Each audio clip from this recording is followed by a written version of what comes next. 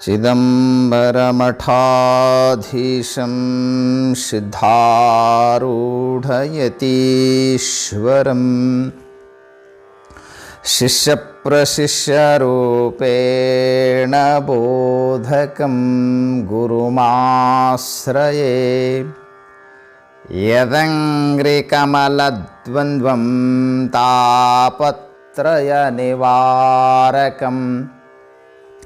शान्तिकपदं देवं सिद्धारूढमहं भजे ಸಿದ್ಧಾರೂಢಮಹಂ ಭಜೆ. ಶ್ವಾನುಭಾವದ ನೆಲೆಯ ನಾನೇನ ಬಲ್ಲನೈ ನೀನೇ ಒಳಪೊಕ್ಕು ಏನ ನುಡಿಸಿದೊಡದನೆ ನಾನುಡಿವೆ ಗುರುವೇ ಕೃಪೆಯಾಗು. ಪರಮ ಪೂಜ್ಯ ಪ್ರಾತಸ್ಮರಣೀಯ ಸದ್ಗುರುದೇವನ ಶ್ರೀಚರಣಗಳಲ್ಲಿ ಪ್ರಣಾಮಗಳನ್ನು ಸಮರ್ಪಿಸಿ, ಮಹಾಮಹಿಮಾ ಪುರುಷ ಮಂತ್ರಪುರುಷ ಸಕಲ ಮತೋದ್ಧಾರಕ ಜಗದಾದಿ ಜಗದ್ಗುರು ಸಿದ್ಧಾರೂಢ ಮಹಾಸ್ವಾಮೀಜಿಯವರ ಶ್ರೀಚರಣಗಳಲ್ಲಿ ನಮಸ್ಕರಿಸಿ, ಬಸವಾದಿ ಶಿವಶರಣರನ್ನು ಸ್ಮರಿಸಿ, ಗ್ರಂಥಕರ್ತರಾದಂಥ ಮಹಾನ್ ಶಿವಯೋಗಿ ಶ್ರೀಮನ್ ನಿಜಗುಣ ಶಿವಯೋಗಿ ವರಿಯರ ಶ್ರೀಚರಣಗಳಲ್ಲಿ ಭಕ್ತಿ ಪುರಸ್ಸರ ಪ್ರಣಾಮಗಳನ್ನು ಸಮರ್ಪಿಸಿ, ಪ್ರತಿದಿನ ಸಾಯಂಕಾಲ ಜರುಗುತ್ತಾ ಇರತಕ್ಕಂಥ ಈ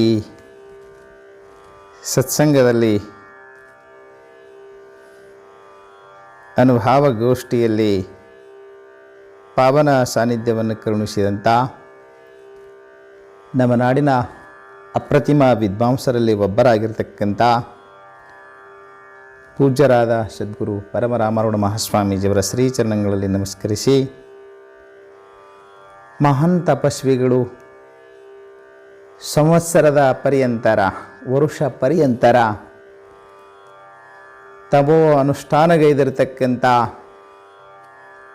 ನಮಗೆ ಬಹಳ ಆತ್ಮೀಯರಾಗಿರ್ತಕ್ಕಂಥ ಪರಮ ಪೂಜ್ಯ ಬೋರ್ಗಿಯ ಮಾಲಿಂಗೇಶ್ವರಪ್ಪಗಳ ಶ್ರೀಚರಣಗಳಲ್ಲಿ ನಮಸ್ಕರಿಸಿ, ಪೂಜ್ಯರಾದಂಥ ಪರಮಾನಂದ ಸ್ವಾಮೀಜಿಯವರಿಗೂ ಹಾಗೂ ಸಿದ್ಧಾರೂಢ ಭಾರತಿ ಸ್ವಾಮೀಜಿಯವರಿಗೂ, ಇವತ್ತಿನ ಸಭೆಗೆ ಆಗಮಿಸಿದಂಥ ನಮ್ಮ ಪೂಜ್ಯರಾದ ಷಡಕ್ಷರಿ ಸ್ವಾಮೀಜಿಯವರಿಗೂ, ಈ ಸಭೆಯಲ್ಲಿ ಸಮಾವೇಶಗೊಂಡಂಥ ಮಹಾಜನಗಳೇ, ಮಾತೆಯರೇ, ಶರಣರೇ, ಶರಣಿಯರೇ, ನಿಮ್ಮೆಲ್ಲರಿಗೂ ಶರಣುಗಳನ್ನು ತಿಳಿಸಿ ಇವತ್ತಿನ ಚಿಂತನವನ್ನು ಆರಂಭ ಮಾಡುವ. ಕೆಲ ದಿನಗಳಿಂದ ನಾವು ಶ್ರೀಮನ್ ನಿಜಗುಣ ಶಿವಗಳಿಂದ ವಿರಚಿತವಾಗಿರ್ತಕ್ಕಂಥ ಕೈವಲ್ಯ ಪದ್ಧತಿ ಗ್ರಂಥದ ಆರಂಭದ ಸ್ಥಳ, ಪ್ರಥಮ ಸ್ಥಳ ಶಿವಕಾರುಣ್ಯ ಸ್ಥಳದ ಪದ್ಯಗಳನ್ನು ನಾವು ಚಿಂತನೆ ಮಾಡ್ತಾ ಹೊಂಟಿದ್ದೇವೆ. ಶಿವಕಾರುಣ್ಯ ಸ್ಥಳದ 19ನೆಯ ಪದ, ಶಂಕರ ನೋಡು ನೀನನ್ನ ಪರಿಭವದ ಬಾಧೆಯನ್ನು ಕೃಪೆ ಮಾಡು ಬೇಗದೊಳ ಭಯವಿತ್ತು ಅಂಬತಕ್ಕಂಥ ಪ್ರಾರ್ಥನಾ ರೂಪ ಪದ್ಯವನ್ನು ನಾವು ಚಿಂತನೆ ಮಾಡ್ತಾ ಇದ್ದೇವೆ. ಸಾಧಕನು, ಭಕ್ತನಾಗಿರ್ತಕ್ಕಂಥವನು ದೇವನಲ್ಲಿ ಪ್ರಾರ್ಥನೆ ಮಾಡ್ತಾ, ಹೇ ದೇವ, ನಾನು ಈ ಬದುಕಿನಲ್ಲಿ ಅನಂತ ಬಾಧೆಗಳನ್ನು, ಕಷ್ಟಗಳನ್ನು ನಾನು ಅನುಭವಿಸ್ತಾ ಇದ್ದೇನೆ. ನಾನು ಅನುಭವಿಸುವಂಥ ಬಾಧೆಗಳು ಒಂದಲ್ಲ ಎರಡಲ್ಲ, ಅವುಗಳನ್ನು ನಿರೂಪಣೆ ಮಾಡ್ತಾ ಹೊಂಟಿದ್ದಾನೆ. ಅವುಗಳನ್ನು ಲಿಸ್ಟ್ ಕೊಡ್ತಾ ಇದ್ದಾನೆ ದೇವರ ಮುಂದೆ. ಶಂಭುಲಿಂಗ ಪರಮಾತ್ಮ ಅಂದ, ನಿನಗೆ ಎದರಿಂದ ಬಾಧೆ ಆಗ್ತದೆ, ಏನು ಕಷ್ಟದ ಹೇಳು ಅಂದಾಗ ತನಗಾಗತಕ್ಕಂಥ ಕಷ್ಟಗಳನ್ನು ತೋಡ್ಕೊಳ್ತಾ ಇದ್ದಾನೆ ದೇವ್ರ ಮುಂದೆ. ನಿನ್ನೆ ಬಾಲ್ಕೋಟಿ ಶ್ರೀಗಳು ಹೇಳಿದ್ರಲ್ಲ, ನಮ್ಮ ಕಷ್ಟವನ್ನು, ನಮ್ಮ ದುಃಖವನ್ನು ದೇವ್ರ ಮುಂದನ ಹೇಳಬೇಕಲ್ಲ. ಯಾಕೆ ಶಂಕರ ಅಂತ ಕರೆದಿದ್ದಾರೆ ಅವನಿಗೆ? ಶಂಕರ ಅವನು ಸುಖ ಸ್ವರೂಪಿ, ದುಃಖದ ಲವಲೇಶವೂ ಅವನಲ್ಲಿ ಇಲ್ಲ. ದುಃಖರಹಿತನಾಗಿರ್ತಕ್ಕಂಥ ಕೇವಲ ಸುಖವನ್ನು ಉಂಟು ಮಾಡತಕ್ಕಂಥ ಪರಮಾತ್ಮ ನಮ್ಮ ಕಷ್ಟವನ್ನು ಕಳೆದು ನಮಗೆ ಸುಖವನ್ನು ಉಂಟು ಮಾಡತಕ್ಕಂಥವನು ಶಂಕರ ಪರಮಾತ್ಮ. ಆದ್ದರಿಂದ ಭಕ್ತನು ಅವನ ಮುಂದೆ ತನ್ನ ಕಷ್ಟವನ್ನು ತೋಡ್ಕೊಳ್ತಾ ಇಲ್ಲಿವರೆಗೆ ಏನೇನು ಹೇಳ್ಕೊಂಬಂದಿದ್ದಾನೆ ಅಂತ ಕೇಳಿದ್ರೆ, ಮಾಯೆ ಕರ್ಮದ ಬಾಧೆ, ಮಾಯೆಯಿಂದ ನನಗೆ ಬಾಧೆ ಆಗ್ತದೆ, ಕರ್ಮದಿಂದ ಬಾಧೆ ಆಗ್ತದೆ, ಕಷ್ಟ ಆಗ್ತದೆ. ಹಾಗೆ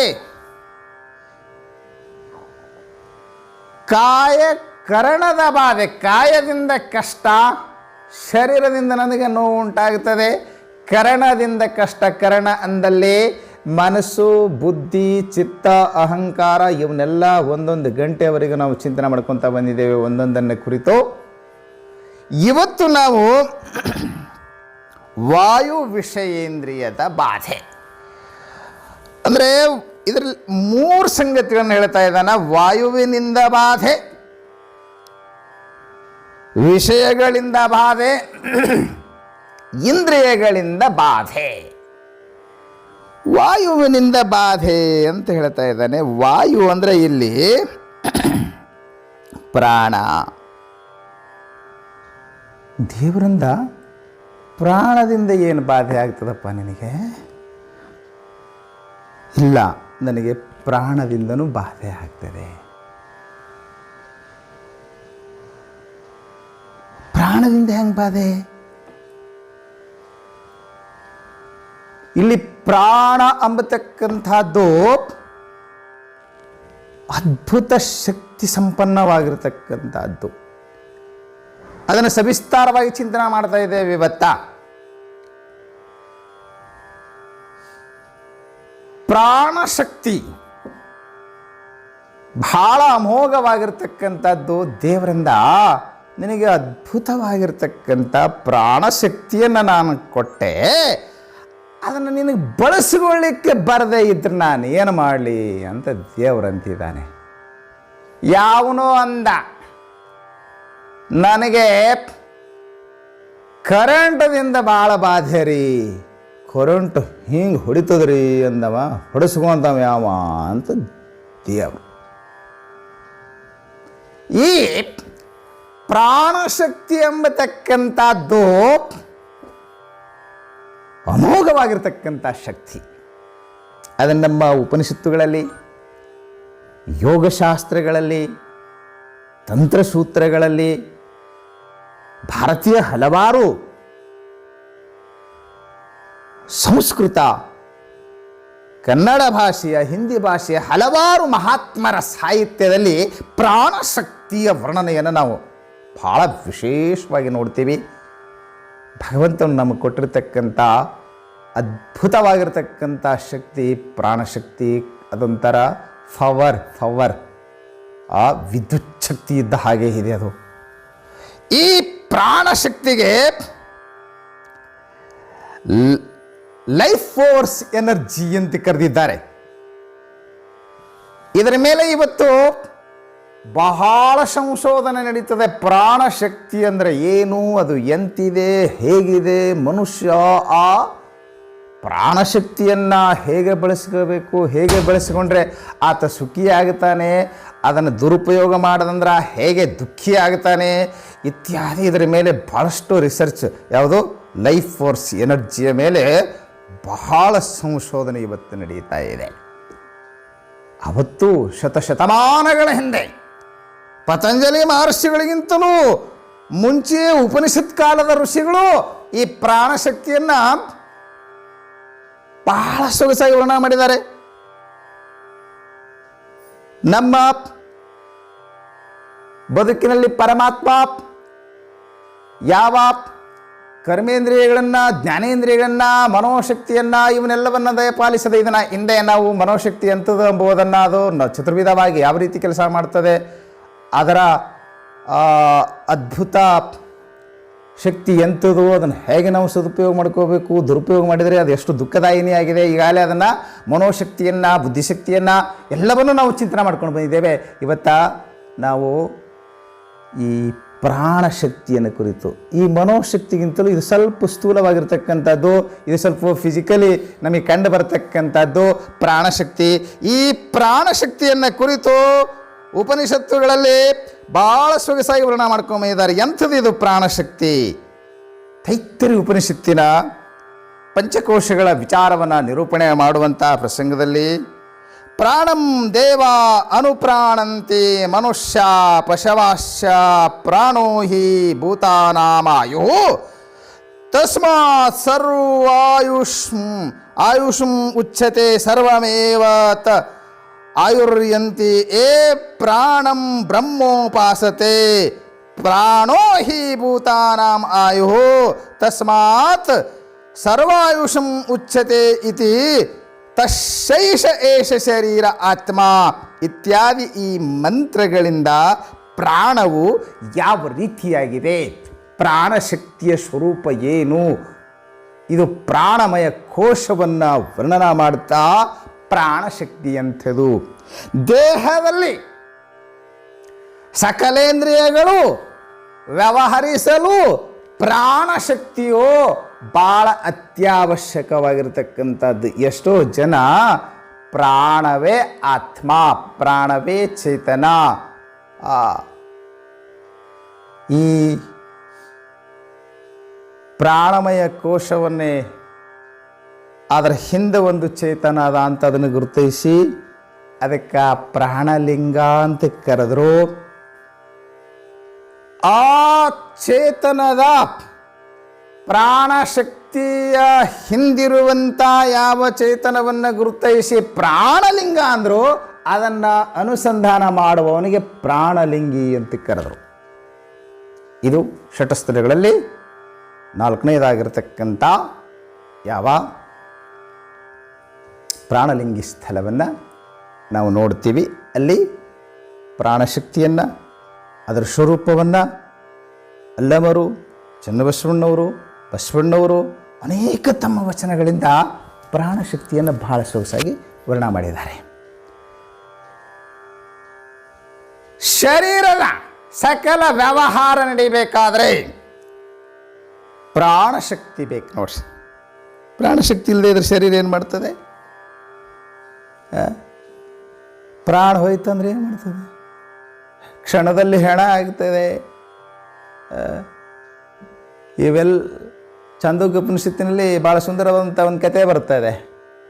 ಇವೆಲ್ಲ ಜಗಳ ತೆಗೆದವು, ಕೈಯ ಕಾಲ ಕಣ್ಣ ಮೂಗ ಎಲ್ಲ ಓಸು ಜಗಳ ತೆಗೆದು ನಮ್ಮಿಂದ ಶರೀರದ ವ್ಯವಹಾರ ನಡೀತದೆ. ಕಾಲಂತ ನಾನೇ ನಿಮ್ಮನ್ನು ಹೊತ್ಕೊಂಡು ಹೋಲಿಕ್ಕಂದ್ರೆ ನೀವೇನು ಮಾಡ್ತೀರಿ ಅಂತ. ಕಾಲ ಕೂಳು ಹಾಕವ ನಾ ನಿಮಗಂತ ಕೈಯ, ನಿಮಗೆ ಆಹಾರ ಒದಗಿಸವ ನಾ ಕೈ ಅಂತು. ನಾಲಿಗಂತೂ ನಾ ಚಂದ ನುರಿಸ್ತೀನಿ, ಕರೆ ಹಲ್ಲಂದು ನಾವೆಲ್ಲ ಅದನ್ನು ಸಾಣಗ ಮಾಡೋರು. ಎಲ್ಲ ಎಲ್ಲ ಎಲ್ಲ ನಾ ಮನುಷ್ಯನೇ ಮತ್ತಿ ಎಲ್ಲ ಪ್ರಾಣಿಗಳ ಸತ್ಯಕ್ಕೆ ನಾ ಅಂತವ. ಇನ್ನು ಇವೇನ್ರಿ ಎಲ್ಲ ನಾ ಎಲ್ಲ ಕಡೆ ನಾ ಅಂಬುದು ಇದು ಗದ್ದ ಹಾಕೋದ ನೋಡ್ರಿ. ನಾ ಅಂಬುದು ಇದ್ದುದ್ದ ಮನ್ಯಾಗನು ನಾ ಎಲ್ಲ ನಾ ಹೇಳ್ದಂಗೆ ನಡಿಯಬೇಕು, ನಾ ಅಂದಂಗೆ ಆಗಬೇಕು. ನಾದಿನಂತ ಮನೆ ನಡೆದದು. ನಿಮ್ಗೆ 70-80-90 ಆಗನೂ ಸಹಿತ ನಾದಿನಂತನ ನಡೆದಂತ ನಾವು ಮನೆ. ಅವ ಮಕ್ಕಳಂತವ ನೀ ಹೋಗಿ ನೋಡಿ ನಡೀತದ ಇಲ್ಲ ಒಂದಿಟ್ಟು ಅಂತ ಮಕ್ಕಳಂತವ. ಇವ ನಾದಿನಂತನ ನಡೆದದ ಅಂತ ಇವ ನಾ ಅಂತ ಇದಕ್ಕೆಲ್ಲ ಇದ್ದದ್ದೆಲ್ಲ. ಅದಕ್ಕೆ ಇವೆಲ್ಲ ನಾ ಕಣ್ಣ ನನ್ನಿಂದ ನಡೆದದೆ, ಎಲ್ಲ ದೇಹದ ವ್ಯವಹಾರ ನನ್ನಿಂದ ನಡೆದದೆ, ಕಿವಿ ನನ್ನಿಂದ ನಡೆದದೆ. ಇವೆಲ್ಲ ಜಗಳಾಡಕ್ಕೆ ಹತ್ತಿದು ಮೀಟಿಂಗ್ ನಡೀತು. ಎಲ್ಲ ಇಂದ್ರಿಯಗಳು ಅವಯವಗಳು ಶರೀರದ ಎಲ್ಲ ಇಂದ್ರಿಯಗಳು ನಾದೇನಂತ ನಡೆದದೆ, ಮನಬುದ್ಧಾದಿಗಳು ನನ್ನಿಂದ ನಡೆದದೆ. ಇವೆಲ್ಲ ನಾ ಅನ್ನೋ ಹೊತ್ತಿನಾಗ ಜಗಳಾಡೋದು ಬೇಡಪ್ಪ, ಒಂದು ಕಾಂಪ್ರಮೈಸಿಗೆ ಬರೋಣ. ಒಂದೊಂದು ವರ್ಷ ನೀವು ಬಿಟ್ಬಿಟ್ಟು ಹೋರಿ. ಯಾರ್ಯಾರು ಮೊದಲು ನನ್ನಿಂದ ನಡೆದದ ಅಂತೀರಲ್ಲ, ನೀವು ಬಿಟ್ಬಿಟ್ಟು ಹೋಗ್ರಿ. ನೀವು ಹೋದ್ರೂ ಶರೀರದ ವ್ಯವಹಾರ ಸುವ್ಯವಸ್ಥಿತವಾಗಿ ನಡೆಯಿತು. ಇದಕ್ಕೇನು ಸಮಸ್ಯೆ ಅನಿಸ್ಲಿಲ್ಲ ಅಂದ್ರೆ ನೀವು ಹ್ಯಾಂಗೆ ಹೋಗಿರ್ತೀರಿ ಹ್ಯಾಂಗೆ ಬಂದು ನಿಮ್ಮ ಜಾಗ ನೀವು ಮಾತ್ರ ಅಂಗೀಕರಿಸಬೇಕು. ದಿಮಾಕ್ ಮಾಡಂಗಿಲ್ಲ. ನೀವು ಹೋದ ಮೇಲೆ ನಾವು ವ್ಯವಹಾರ ನಡೀತಿತ್ತಂತಂದ್ರೆ ನಾ ಏನು ಅಷ್ಟು ಭಾಳ ಮಂದಿಗೆ ಏನು ಅನ್ನಿಸ್ತಿರ್ತದ, ದಿಮಾಕ್ ಯಾವಾಗ ಹೋಗ್ತಂತ ಕೇಳಿದ್ರೆ ನಾ ನಗಣ್ಯಪ್ಪ, ನನ್ನಿಂದ ಏನಿಲ್ಲ, ನಾ ಇಲ್ಲದೇ ಇದ್ರೆ ನಡೀತದಂತ ಅನ್ನಿಸ್ತು ಅಂತಂದ್ರೆ ಸೊಕ್ಕ ತಾನು ಇಳಿದು ಹೋಗ್ತಿರ್ತದ. ಅದಕ್ಕೆ ಹೋಗೋಗಿ ಬರ್ರಿ ಎಲ್ಲ ಮೀಟಿಂಗ್ ಮಾಡಿ ನಿರ್ಣಯ ತೊಗೊಂಡ್ರಂತ ಹೋರಿ. ಒಂದೊಂದು ವರ್ಷ ಹೋರಿ, 6 ತಿಂಗಳು ಹೋರಿ. ನೀವು ಆದ್ರೂ ಶರೀರದ ವ್ಯವಹಾರ ನಡಿಬೇಕು. ಕಾಲಿಗೆ ಸೊಕ್ಕು ಬಂದಿತ್ತು, ಎಲ್ಲ ನಾನೇ ಹೊತ್ಕೊಂಡು ತಿರುಗಾಡವ ಅಂಥೇಳಿ. ನಾ ಅದಿನಂತ ಎಲ್ಲ ಕಡೆ ತಿರುಗಾಡ್ತಾರೆ ಇವರು. ನಾ ಹೋದೆ ಅಂದ್ರೆ ಹೆಂಗೆ ನಡೀತದೆ ನೋಡ್ಬೇಕಂತ ತಿಳ್ಕೊಂಡು ಕಾಲು ಹೋಯ್ತಂತ. ಮೊದಲ ಕಾಲು ಹೋದ್ರೆ ಬದುಕ್ತಾರ ಇಲ್ರಿ. ಮೊನ್ನೆ ಎಲ್ಲೋ ನೋಡಿದವು 2 ಕಾಲು ಕಟ್ಟಾಗ್ಯಾವು. ಏನು ಮಸ್ತ್ ಡ್ಯಾನ್ಸ್ ಮಾಡ್ತಾನೋ, ಕಾಲಿಲ್ಲದೆ ಡ್ಯಾನ್ಸ್ ಮಾಡ್ತಿದ್ದಾನೆ, 2 ಕಾಲಿಲ್ಲದೇನೆ. ನಮಗೆ ಭಾಳ ಆಶ್ಚರ್ಯ ಅನ್ನಿಸ್ತು. ಕಾಲಿಲ್ಲದೆ ಇದ್ದರೆ ಶರೀರದ ಎಲ್ಲ ವ್ಯವಹಾರ ನಡೀತದೆ. ಕೈ ಇಲ್ಲದೆ ಇದ್ರೆ ನಡೆಯಂಗಿಲ್ಲನ್ರಿ. ಕೈ ಇಲ್ದವ್ರು ಎಷ್ಟು ಮಂದಿ ಚಂದ ಬದುಕಿಲ್ಲ, ಎಷ್ಟು ಚಂದ ಬದುಕ್ಯಾರ. ಕಷ್ಟ ಆಗ್ತದಿಲ್ಲ ಅಂತ ಅನ್ನಂಗಿಲ್ಲ. ಒಂದು ಕೈ ಇಲ್ಲ ಅಂತಂದ್ರೆ ಭಾಳ ಕಷ್ಟ ಆಗ್ತದೆ, ಆದರೂ ವ್ಯವಹಾರ ನಡೆಸ್ತಾರೆ ನೋಡ್ರಿ. ನಾ ಎಲ್ಲೋ ಒಂದು ಸಲ ನೋಡಿದೆ, ಕೈಯ ಎಡಗೈ ಪೂರ್ತಿ ಕಟ್ಟಾಗ್ಯದ. ಅವ ಬಿಡಿಸೋದ್ಬೇಕಂತಾನೆ ಒಂಟೆಗೈಲೆ ಕಿಸದಾಗಿನ ಬಿಡಿ ತಗೊಂಡ ಬಾಯಾಗಿಟ್ಟುಕೊಂಡ. ನಾನು ನೋಡ್ಕೋತ ನಿಂತಿದ್ದೆ. ಬಿಡಿ ತಗೊಂಡ ಬಾಯಾಗಿಟ್ಟ, ಬರಬರಾಯ್ತು. ಕಡ್ಡಿ ಕೊಡದೆ ಹೆಂಗೆ ಹಚ್ಕೊತಾನೆ. ಇದು ಕಡ್ಡಿ ಹಿಡ್ಲಕ್ಕೆ ಒಂದು ಈ ಕೈ ಬೇಕಲ್ಲ, ಇದು ಕೈ ಇಲ್ಲ, ಇದನ್ನ ಹೆಂಗೆ ಹಚ್ಕೊತಾನೆ. ನನಗೆ ಕುತೂಹಲ ಹೆಂಗೆ ಹಚ್ಕೊಂತ ನೀವು ಕಡ್ಡಿ ಕೊರಿತಾನೆ ಹೆಂಗೆ ನೋಡ್ಬೇಕಂತೇಳಿ ನಾ ಗಾಬರಾಗಿ ನೋಡ್ಕೊತ ನಿಂತಿದ್ದೆ. ಯಾಕೋ ಡ್ರೈವರ್ ಗಾಡಿ ತರಿ ಚಾಕುಳ್ಯಾಕೆ ಹೋಗಿದ್ದಂತ ಕಾಣ್ತದೆ. ಅವ ಕಡ್ಡಿ ಕೊರದು ಹಚ್ಕೊತಾನೆ ಹೆಂಗ ಅಂತ ನನಗೆ ಭಾಳ ಕುತೂಹಲ, ಕ್ಯೂರಿಯಾಸಿಟಿ. ಒಂಟೆಗೆಲೆ ಬೀಡಿ ತೆಗೆದ, ಕಟ್ನಾಗಿಂದ ಮತ್ತೊಂದು ಒಂಟೆಗೆಲೆನೆ ಒಂದು ಬೀಡಿ ಹಿರಿದ, ಅದನ್ನು ಬಾಯಾಗಿಟ್ಕೊಂಡ, ಬರಬರಾಯ್ತು. ಹೆಂಗೆ ಹಚ್ಕೊಂಡು ಇದನ್ನು ಸೇತಾನ ಅಂತ ಗಾಬರಾಗಿ ನೋಡ್ತಿದ್ದೆ. ಏನು ಮಾಡ ಜರ ಕಟ್ಟಾದದ್ದೇನು ಒಂದು ಇಟ್ಟ ಬಾಗಿತ್ತು ಎಡಗೈದು, ಆ ಬಗಲಾಗ ಆ ಕಡ್ಡಿ ಡಬ್ಬಿ ಹಿಂಗೆ ಒಳಗೆ ಸೇರಿಸದ, ಕೊರ್ರ ಅಂತ ಕೊರದ ಹಚ್ಕೊಂಡ. ಬಾಯಿಲೆ ಜಗ್ಗಿ ಮೂಗಲೆ ಬಿಡ್ಲಾಕತ್ತ. ದೊಡ್ಡ ಕಲ ಅದು, ಬಾಯಿಲೆ ಜಗ್ಗಿ ಮೂಗಲೆ ಬಿಡದೆ. ಒಂದು ಕೈ ಅಲ್ಲ, 2 ಕೈ ಹೋದವರು ಎಷ್ಟು ಚಂದ ಬದುಕಿದ್ದನ್ನು ನೋಡ್ತೀವಿ. ನಾಲಿಗೆ ಮಾತಾಡಲಿಲ್ಲ ಅಂತ ತಿಳ್ಕೊಳ್ರಿ, ಮೂಗರು ಬದುಕಾರಿಲ್ಲ. ಮೂಗರು ಕಿವಿ ಕೇಳಿಲ್ಲ ಅಂದ್ರಂತೂ ಭಾಳ ಚಲೋನೆ. ಈ ಕಿವಿ ಕೇಳ್ತದಂತಾನೆ ಭಾಳ ತಾಪ. ನಮಗೆ ಏನಂತಾರ, ಏನು ನಿಂದ ಮಾತಾಡ್ತಾರೆ, ನಮ್ಮ ಬಗ್ಗೆ ಏನು ಅನ್ಕೊಂತಾರೆ, ಏನು ಬೈತಾರ. ಏಟು ಬೈದ್ರು ಕಿವಿನೇ ಕೇಳಿಲ್ಲ ಅಂತಂತಂದ್ರೆ ತಾಪ ಇಲ್ಲದ, ಅಗದಿ ಆರಾಮ್ ಇರ್ಲಾಕ್ ಬರ್ತದೆ. ಕಿವುಡ್ರಂತೂ ಭಾಳ ಸುಖಿ ಅಂತ ಅನಿಸ್ತದೆ ನಮಗೆ. ಕಿವುಡ ಕಿವಿ ಹೋಗಿ ಬಂತು, ಹೋಗಿ ಬಂದು ಕುತ್ಕೊಂತೀಯೇ. ನಾವು ಹೋದರೂ ಈ ಶರೀರದ ವ್ಯವಹಾರ ಎಲ್ಲ ಚಂದ ನಡೀತದೆ. ಕಣ್ಣು ಹೋದ್ರೂ ಸ್ವಲ್ಪ ತ್ರಾಸ ಆಗ್ತದೆ, ಆದ್ರೆ ವ್ಯವಹಾರ ನಿಂದ್ರಂಗಿಲ್ಲ, ತ್ರಾಸ ಆಗ್ತದೆ, ಒಪ್ಕೊಂತೀವಿ. ಕುರುಡ್ರು ಎಂಥ ಬದುಕು ಮಾಡಿದ್ದಾರೆ, ಎಷ್ಟು ಚಂದ ಬದುಕಿದ್ದಾರೆ. ಪಂಚಾಕ್ಷರಿ ಅಜ್ಜರು ಕುರುಡ್ರೆ ಇದ್ರು. ಸೂರದಾಸ್ ಅದನ್ನು ನಮ್ಮಲ್ಲಿ ಎಂಥ ಮಹಾಭಕ್ತನಾಗಿ ಹೋದ. ಸೂರದಾಸನಂಥ ಮಹಾನ್ ಕವಿಯನ್ನು ನಾವು ಹುಡುಕಾಡೋದು. ಹಿಂದಿ ಸಾಹಿತ್ಯ ಸಮೃದ್ಧಗೊಂಡದ್ದೇ ಕೂಡ ಆಗಿರ್ತಕ್ಕಂಥ ಸೂರದಾಸನೆಂಬ ಕವಿ, ಶೂರಸಾಗರ ಅಂತ. ಇವತ್ತು ಸಾಗರ ಸದೃಶವಾಗಿ ಅವನ ಹಿಂದಿ ಸಾಹಿತ್ಯ, ಭಕ್ತಿ ಸಾಹಿತ್ಯ ಎಷ್ಟು ಬೆಳವಣಿಗೆ ಆಗಿದೆ. ಆತ ಕುರುಡ ಇದ್ದ. ಎಷ್ಟು ಜನ ಕುರುಡರು ಈ ನಾಡನ್ನು ಉದ್ಧಾರ ಮಾಡಿದ್ದಾರೆ, ಈ ದೇಶವನ್ನು ಉದ್ಧಾರ ಮಾಡಿದ್ದಾರೆ, ಎಂಥ ಭವ್ಯ ಬದುಕನ್ನು ಕಟ್ಕೊಂಡಿದ್ದಾರೆ. ಕುರುಡನಾದರೂ ಕಣ್ಣು ಹೋದರೂ ದೇಹದ ಎಲ್ಲ ವ್ಯವಹಾರ ನಡೀತದೆ. ಎಲ್ಲ ಹೋಗಿ ಬಂದು ಎಲ್ಲ ವ್ಯವಹಾರ ತನ್ನ ಪಾಡಿ ತಾನು ಹಿಡ್ಕೊಂಡು ಹೊಂಟಿತ್ತು. ದೇಹದು ಎಲ್ಲ ಬಂದು ತಮ್ಮ ಜಾಗದ ತಾವು ಕೂತ್ಕೊಂಡು ಆವಾಗ ಇದು ಪ್ರಾಣಂತ, ಶರೀರದಲ್ಲಿರ್ತಕ್ಕಂಥ ಪ್ರಾಣಂತಂತ ನಾವೊಂದು ಸ್ವಲ್ಪ ಹೋಗಿ ಬರ್ತೀನಿ ಅಂತಿದ್ದು. ನಾವೊಂದು ಸ್ವಲ್ಪ ಹೋಗಿ ಬರ್ತೀನಿ ಅಂತ ಹಿಂಗೆ ಪ್ರಾಣ ಹೊರಗೆ ಹೋಲಕತ್ತು. ಅದು ಹೊರಗೆ ಹೋಗೋದಕ್ಕಿಂತ ಮೊದಲ ಇವನು ದಾರಿ ಹಿಡಿದಿದ್ವಿ. ಯಾಕೆ ಪ್ರಾಣವಾದ ಮೇಲೆ ಅಲ್ಲಿಗೆ ಕಣ್ಣಿರ್ಲಿಕ್ಕಾಗಂಗಿಲ್ಲ, ಕಿವಿಗಿರ್ಲಿಕ್ಕಾಗಂಗಿಲ್ಲ, ಏನು ಕರ್ಮೇಂದ್ರಿಯ ಕೆಲಸ ಮಾಡ್ತಾವೇನು? ಇನ್ನೊಂದು ಗಮನಿಸಬೇಕು. ಕರ್ಮೇಂದ್ರಿಯಗಳ ಎಲ್ಲ ವ್ಯವಹಾರಕ್ಕೆ ಶಕ್ತಿಯನ್ನು ಒದಗಿಸುವಂಥದ್ದು ಪ್ರಾಣಶಕ್ತಿ. ಈಗ ನನ್ನ ಕೈ ಏನಾರ ಒಂದಿಷ್ಟು ಎತ್ತದೆ, ನನ್ನ ಕಾಲ ನಡೀತದೆ, ಏನೇ ಈ ಕರ್ಮೇಂದ್ರಿಯಗಳು ತಮ್ಮ ವ್ಯವಹಾರ ಮಾಡ್ತವೆ ಅಂತಂದರೆ ಅಲ್ಲಿ ಯಾವ ಪ್ರಾಣಶಕ್ತಿ ಅದ್ಭುತವಾದಂಥ ಕೆಲಸ ಮಾಡ್ತಿರ್ತದೆ. ಅಂತೆಯೇ ಪ್ರಾಣಮಯ ಕೋಶ ಹೇಳುವ ಹೊತ್ತಿನಾಗ ಕರ್ಮೇಂದ್ರಿಯಗಳಿಗೂ ಪ್ರಾಣಕ್ಕೂ ಜೋಡಣೆ ಮಾಡಿದ.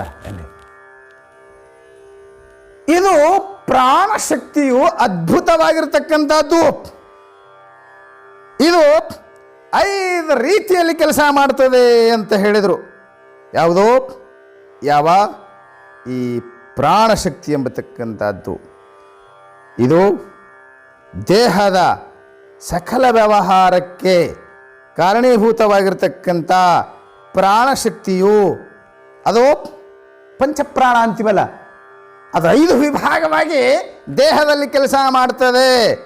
ಪ್ರಾಣವೆಂತಲೂ, ಅಪಾನವೆಂತಲೂ, ವ್ಯಾನವೆಂತಲೂ, ಉದಾನವೆಂತಲೂ, ಸಮಾನವೆಂತಲೂ. ದೇಹ ಬದುಕಿರಲಿಕ್ಕೆ ಕಾರಣವಾಗಿರ್ತಕ್ಕಂಥದ್ದು ಪ್ರಾಣವಾಯು. ನೋಡಿ, ಹೃದಯ ಪ್ರಾಣ, ಹೃದಯ ಸ್ಥಾನದಲ್ಲಿ ಪ್ರಾಣ ಇದ್ದುಕೊಂಡು ಶ್ವಾಸೋಚ್ಛ್ವಾಸ ಕ್ರಿಯೆಯನ್ನು ಮಾಡ್ತಾ ಹೃದಯ ಬಡಿತಕ್ಕೆ ಕಾರಣವಾಗುತ್ತಾ ಆ ಮೂಲಕ ರಕ್ತ ಸಂಚಾರ ದೇಹದ ಪ್ರತಿಯೊಂದು ವಿಭಾಗಕ್ಕೂ ಯಾವ ರಕ್ತ ಸಂಚಾರ ಸಮಾನ ವಾಯು ಶರೀರದ ತುಂಬೆಲ್ಲ ತುಂಬಿಕೊಂಡಿರ್ತದೆ ನೋಡ್ರಿ. ಎಲ್ಲ ಕಡೆ ರಕ್ತ ಸಂಚಾರ ಆಗುವಂಗೆ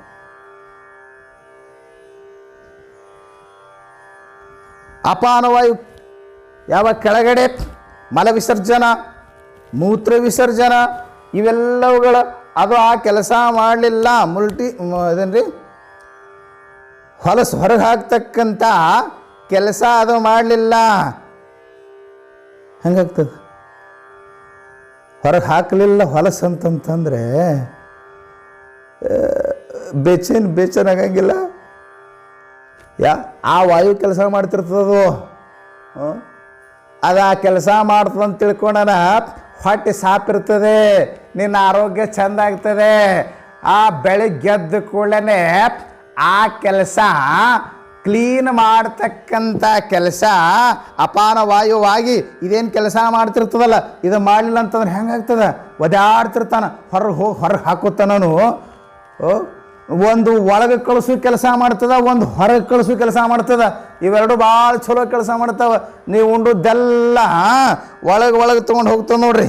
ಒಂದು ವಾಯು ಒಳಗೆ ತೊಗೊಂಡು ಹೋಗ್ತದೆ, ಅದು ಯಾವ ಡೈಜೆಸ್ಟ್ ಆದ ಮೇಲೆ ಅದನ್ನು ಒಂದು ಹೊರ ಹಾಕೋ ಕೆಲಸ ಮಾಡ್ತಾವೆ. ಅಂದರೆ ಪ್ರಾಣಶಕ್ತಿ ದೇಹ ಬದುಕಿರಲಿಕ್ಕೆ ಎಲ್ಲ ರೀತಿಯ ಕೆಲಸ ಈ ಪ್ರಾಣಶಕ್ತಿ ಮಾಡ್ತಾ ಇರೋದ್ರಿಂದನೇ ಇದಕ್ಕೆ ಏನಂತ ಹೆಸರಿಟ್ರು ಅಂತ ಕೇಳಿದ್ರೆ ಲೈಫ್ ಫೋರ್ಸ್ ಎನರ್ಜಿ ಅಂತ ಕರೆದ್ರು. ಲೈಫ್ ಫೋರ್ಸ್ ಎನರ್ಜಿ ಬದುಕಿರಲು ಬೇಕಾದಂಥ ಶಕ್ತಿ ಅಂದ್ರೆ ಯಾವ ಈ ಪ್ರಾಣಶಕ್ತಿ ಇದೆ. ಇದು ಅದ್ಭುತವಾದಂಥ ಶಕ್ತಿ. ಇದು ಇನ್ನೂ ಜಾಗೃತ ಆಗಬೇಕು ಅಂತ. ಈ ಪ್ರಾಣಶಕ್ತಿಯು ಅಧೋಮುಖಿಯಾಗಿ ಕೆಲಸ ಮಾಡ್ತದೆ ಅಂತಾರ. ಇದಕ್ಕೆ ಕುಂಡಲಿನಿ ಶಕ್ತಿ ಅಂದಿದ್ದಾರೆ. ಅದ್ಭುತವಾದಂಥ ಶಕ್ತಿ ಐತಿ. ಆಧಾರದಲ್ಲಿ ಇದರ ಮೂಲ ಅಲ್ಲಿಂದ ಉಂಟಾಗತಕ್ಕಂಥ ಶಕ್ತಿ ಅದು ಸ್ವಲ್ಪ ಜಾಗೃತವಾಗಬೇಕು, ಆಕ್ಟಿವೇಶನ್ ಆಗಬೇಕು. ಅದು ಸುಪ್ತವಾಗಿದೆ, ಅದು ಆಕ್ಟಿವೇಶನ್ ಆಗದೇನೆ ಮನುಷ್ಯನ ಬದುಕು ಬದಲಾಗೋದಿಲ್ಲ ಅಂತಂತಂದ್ರೆ ಇವನಿಗೆ ಅಪಾರವಾದಂಥ ಶಕ್ತಿ ಸಾಮರ್ಥ್ಯ ದೊರೀತದೆ, ಅದು ಜಾಗೃತವಾದರೆ. ಈಗ ನಿಮ್ಮ ಮೊಬೈಲ್ದೊಳಗೆ ಸಿಮ್ ಇದೆ, ಇದು ಯಾವಾಗ ಕೆಲಸಕ್ಕೆ ಬರ್ತದೆ? ಆ್ಯಕ್ಟಿವೇಶನ್ ಆದರೆ ಕೆಲಸಕ್ಕೆ ಬರ್ತದೆ, ಇಲ್ಲದೆ ಹೋದರೆ ಐತಿ ಸಿಮ್ಮ, ಯಾಕೆ ಕೆಲಸಕ್ಕೆ ಬರೋದು? ಅದು ಆ್ಯಕ್ಟಿವೇಶನ್ ಆಗಿಲ್ಲ ಅಂತ ಹೇಳ್ತೀವಿ ನಾವು. ಹಾಗೆಯೇ ಆ ಪ್ರಾಣಶಕ್ತಿಯು ಆ್ಯಕ್ಟಿವೇಶನ್ ಆಗ್ಬೇಕಂತಾರವ್ರು. ನೋಡಿ, ಅಪಾರ ಶಕ್ತಿ ಐತಿ ಅಂತಂದರು. ಈಗ ನೋಡಿ, ಅಲ್ಲೊಂದು ಪ್ಲಗ್ ಪಾಯಿಂಟ್ ಅಂತ ಇರ್ತದೆ. ಆ ಪ್ಲಗ್ ಪಾಯಿಂಟದ ಹಿಂದೆ ಅಪಾರವಾದಂಥ ಶಕ್ತಿ ಐತಿ, ವಿದ್ಯುತ್ ಶಕ್ತಿ ಐತಿ. ನಾವು ಆ ಪ್ಲಗ್ ಪಾಯಿಂಟ್ ಗುರ್ತೈಸಿ ನಾವು ಕನೆಕ್ಷನ್ ಕೊಟ್ಟೆವು ಅಂದರೆ ಆ ಶಕ್ತಿ ಸಂಚಾರ ಆಗ್ತದೆ. ನಮ್ಮ ಮನೆಯೊಳಗೆ ಮಷಿನೆಲ್ಲ ಕೆಲಸ ಮಾಡ್ತಾವೆ, ಟಿ ವಿ ಕೆಲಸ ಮಾಡ್ತದೆ, ಫ್ಯಾನ್ ಕೆಲಸ ಮಾಡ್ತದೆ, ಬಟ್ಟೆ ಒಗಿತದೆ, ವಾಷಿಂಗ್ ಮಷಿನ್ ಬಟ್ಟೆ ಒಗಿತದೆ. ಆದರೆ ಆ ಶಕ್ತಿ ಸಂಚಾರವಾಗಲು ಒಂದಿಷ್ಟು ಅದರ ಸಂಪರ್ಕ ಆಗಬೇಕು. ಸಂಪರ್ಕ ಆಗದೆ ಹೋದ್ರೆ ಆ ಶಕ್ತಿ ಸಂಚಾರವಾಗೋದಿಲ್ಲ. ನಾನು ನಿನ್ನೆ ಅಂತ ಕಾಣ್ತದೆ, ನನ್ನ ಸಿಸ್ಟಮ್ದಲ್ಲಿ ಸ್ವಲ್ಪ ಜಾಸ್ತಿ ವರ್ಕ್ ಮಾಡಾತಿದ್ದೇನೆ. ಇತ್ತೀಚೆಗೆ ಭಾಳ ಕೆಲಸ ಬಂದಿದೆ, ಸ್ವಲ್ಪ ಬರೆಯುವಂಥದ್ದು ಇಂಥದ್ದು ಭಾಳಷ್ಟು ಕೆಲಸ ಮಾಡ್ತಾ ಇದ್ದೇನೆ. ಆ ಸಿಸ್ಟಮ್ ಚಾರ್ಜ್ ಆಗಬೇಕಾಗಿದೆ, ಲ್ಯಾಪ್ಟಾಪ್ ಚಾರ್ಜ್ ಆಗಬೇಕಾಗಿದೆ. ನಾನು ಆ ಪ್ಲಗ್ ಪಾಯಿಂಟ್ ಏನೋ ಗುರುತಿಸ್ತೀನಿ, ಸರಿಯಾಗಿ ಅದನ್ನು ಕನೆಕ್ಷನ್ ಕೊಟ್ಟಿಲ್ಲ. ಅಲ್ಲೇ ಕರೆಂಟ್ ಇದೆ, ಶಕ್ತಿ ಇದೆ, ಅದರ ಸಂಪರ್ಕ ಆಗದ ಕಾರಣ ಅಲ್ಲಿ ನಾವು ಪ್ಲಗ್ ಪಾಯಿಂಟ್ ಗುರುತಿಸಿದ್ರೂ ಕೆಲಸಕ್ಕೆ ಬರಲಿಲ್ಲ. ಹಾಗೆ ಆಧಾರ ಸ್ಥಾನದಲ್ಲಿ ಈ ಕುಂಡಲಿನಿ ಶಕ್ತಿ ಐತಿ, ಅದ್ಭುತವಾದಂಥ ಶಕ್ತಿ ಐತಿ, ಅದರ ಸಂಪರ್ಕ ಆಗಬೇಕು. ಅಪಾರ ಶಕ್ತಿ ಸಾಕಷ್ಟು ಐತಿ, ಸಂಪರ್ಕನೇ ಇಲ್ಲ ಅಂತಂದರೆ ನೋಡಿ, ಆ ಪ್ಲಗ್ ಪಾಯಿಂಟ್ ಹಿಂದೆ ಅಪಾರ ಶಕ್ತಿ ಐತಿ. ಅದರ ಮೂಲಸ್ಥಾನ ಎಲ್ಲಿಂದ ಬಂದಿದೆಯೋ ಗೊತ್ತಿಲ್ಲ. ಯಾವ ಪವರ್ ಜನ್ರೇಟ್ ಎಲ್ಲ ಆಗ್ತದೆ ಅಲ್ಲಿಂದ ಅದು ಇಲ್ಲಿವರೆಗೂ ಸಂಪರ್ಕ ಐತಿ, ಅಪಾರ ಶಕ್ತಿ ಹುದುಗಿದೆ. ಆದರೆ ಸಂಪರ್ಕನ ಆಗಲಿಲ್ಲ ಅಂತಂತಂದರೆ ಯೋಗ್ಯ ರೀತಿಯಲ್ಲಿ ಅದರ ಸಂಪರ್ಕ ಆಗಬೇಕು ಅಂತಾರೆ. ಮತ್ತು ಸಂಪರ್ಕ ಆಗ್ಬೇಕಂತ ತಿಳ್ಕೊಂಡು ಯಾವನ ಬಟ್ಟಿಟ್ಟ ಅಂತಂತಂದ್ರೆ, ಯಾವನ ಪವರ್ ಮಿನಿಸ್ಟ್ರು, ಕೇಂದ್ರದ ಪವರ್ ಮಿನಿಸ್ಟ್ರು ಅವನಂತ, ನಾನು ವಿದ್ಯುತ್ ಖಾತೆ ಮಂತ್ರಿ ಪವರ್ ಮಿನಿಸ್ಟ್ರ್ ಅದೀನಿ, ನಾ ಹೇಳ್ದಂಗೆ ಕೇಳ್ಬೇಕು ಕರೆಂಟಿಗಂತ. ನಾವು ಊರೂರಿಗೆ ನಾವು ಯಾಕಡೆ ಕರೆಂಟ್ ಹೋಗಂತೀವಿ, ಆ ಕಡೆ ಹೋಗ್ಬೇಕು, ಆ ಕಡೆ ಕಳಿಸ್ಬೇಕು, ಆ ಕಡೆ ಸಪ್ಲೈ, ನಾವು ಯಾಕಡೆ ಸಪ್ಲೈ ಮಾಡಬೇಕು, ಯಾಕಡೆ ಸಪ್ಲೈ ಮಾಡಂತೀವಿ, ಆ ಕಡೆ ಕರೆಂಟ್ ಹೋಗ್ತದೆ. ಬ್ಯಾಡ ಅಂದ್ರೆ ನಾವು ಹೇಳ್ದಲ್ಲೇ ಬಿದ್ಕೊಂಡಿರ್ತದೆ. ನಾವು ಇದ್ರ ಮಾಲಕದೀವಿ, ಕರೆಂಟಿನ ಮಾಲಕರು ನಾವು ಪವರ್ ಮಿನಿಸ್ಟ್ರ್ ಅದೀವಿ, ಕೇಂದ್ರದ ಮಿನಿಸ್ಟ್ರ್. ಅವನಿಗೆ ಭಾಳ ದೊಡ್ಡ ಖಾತೆ ಅದು.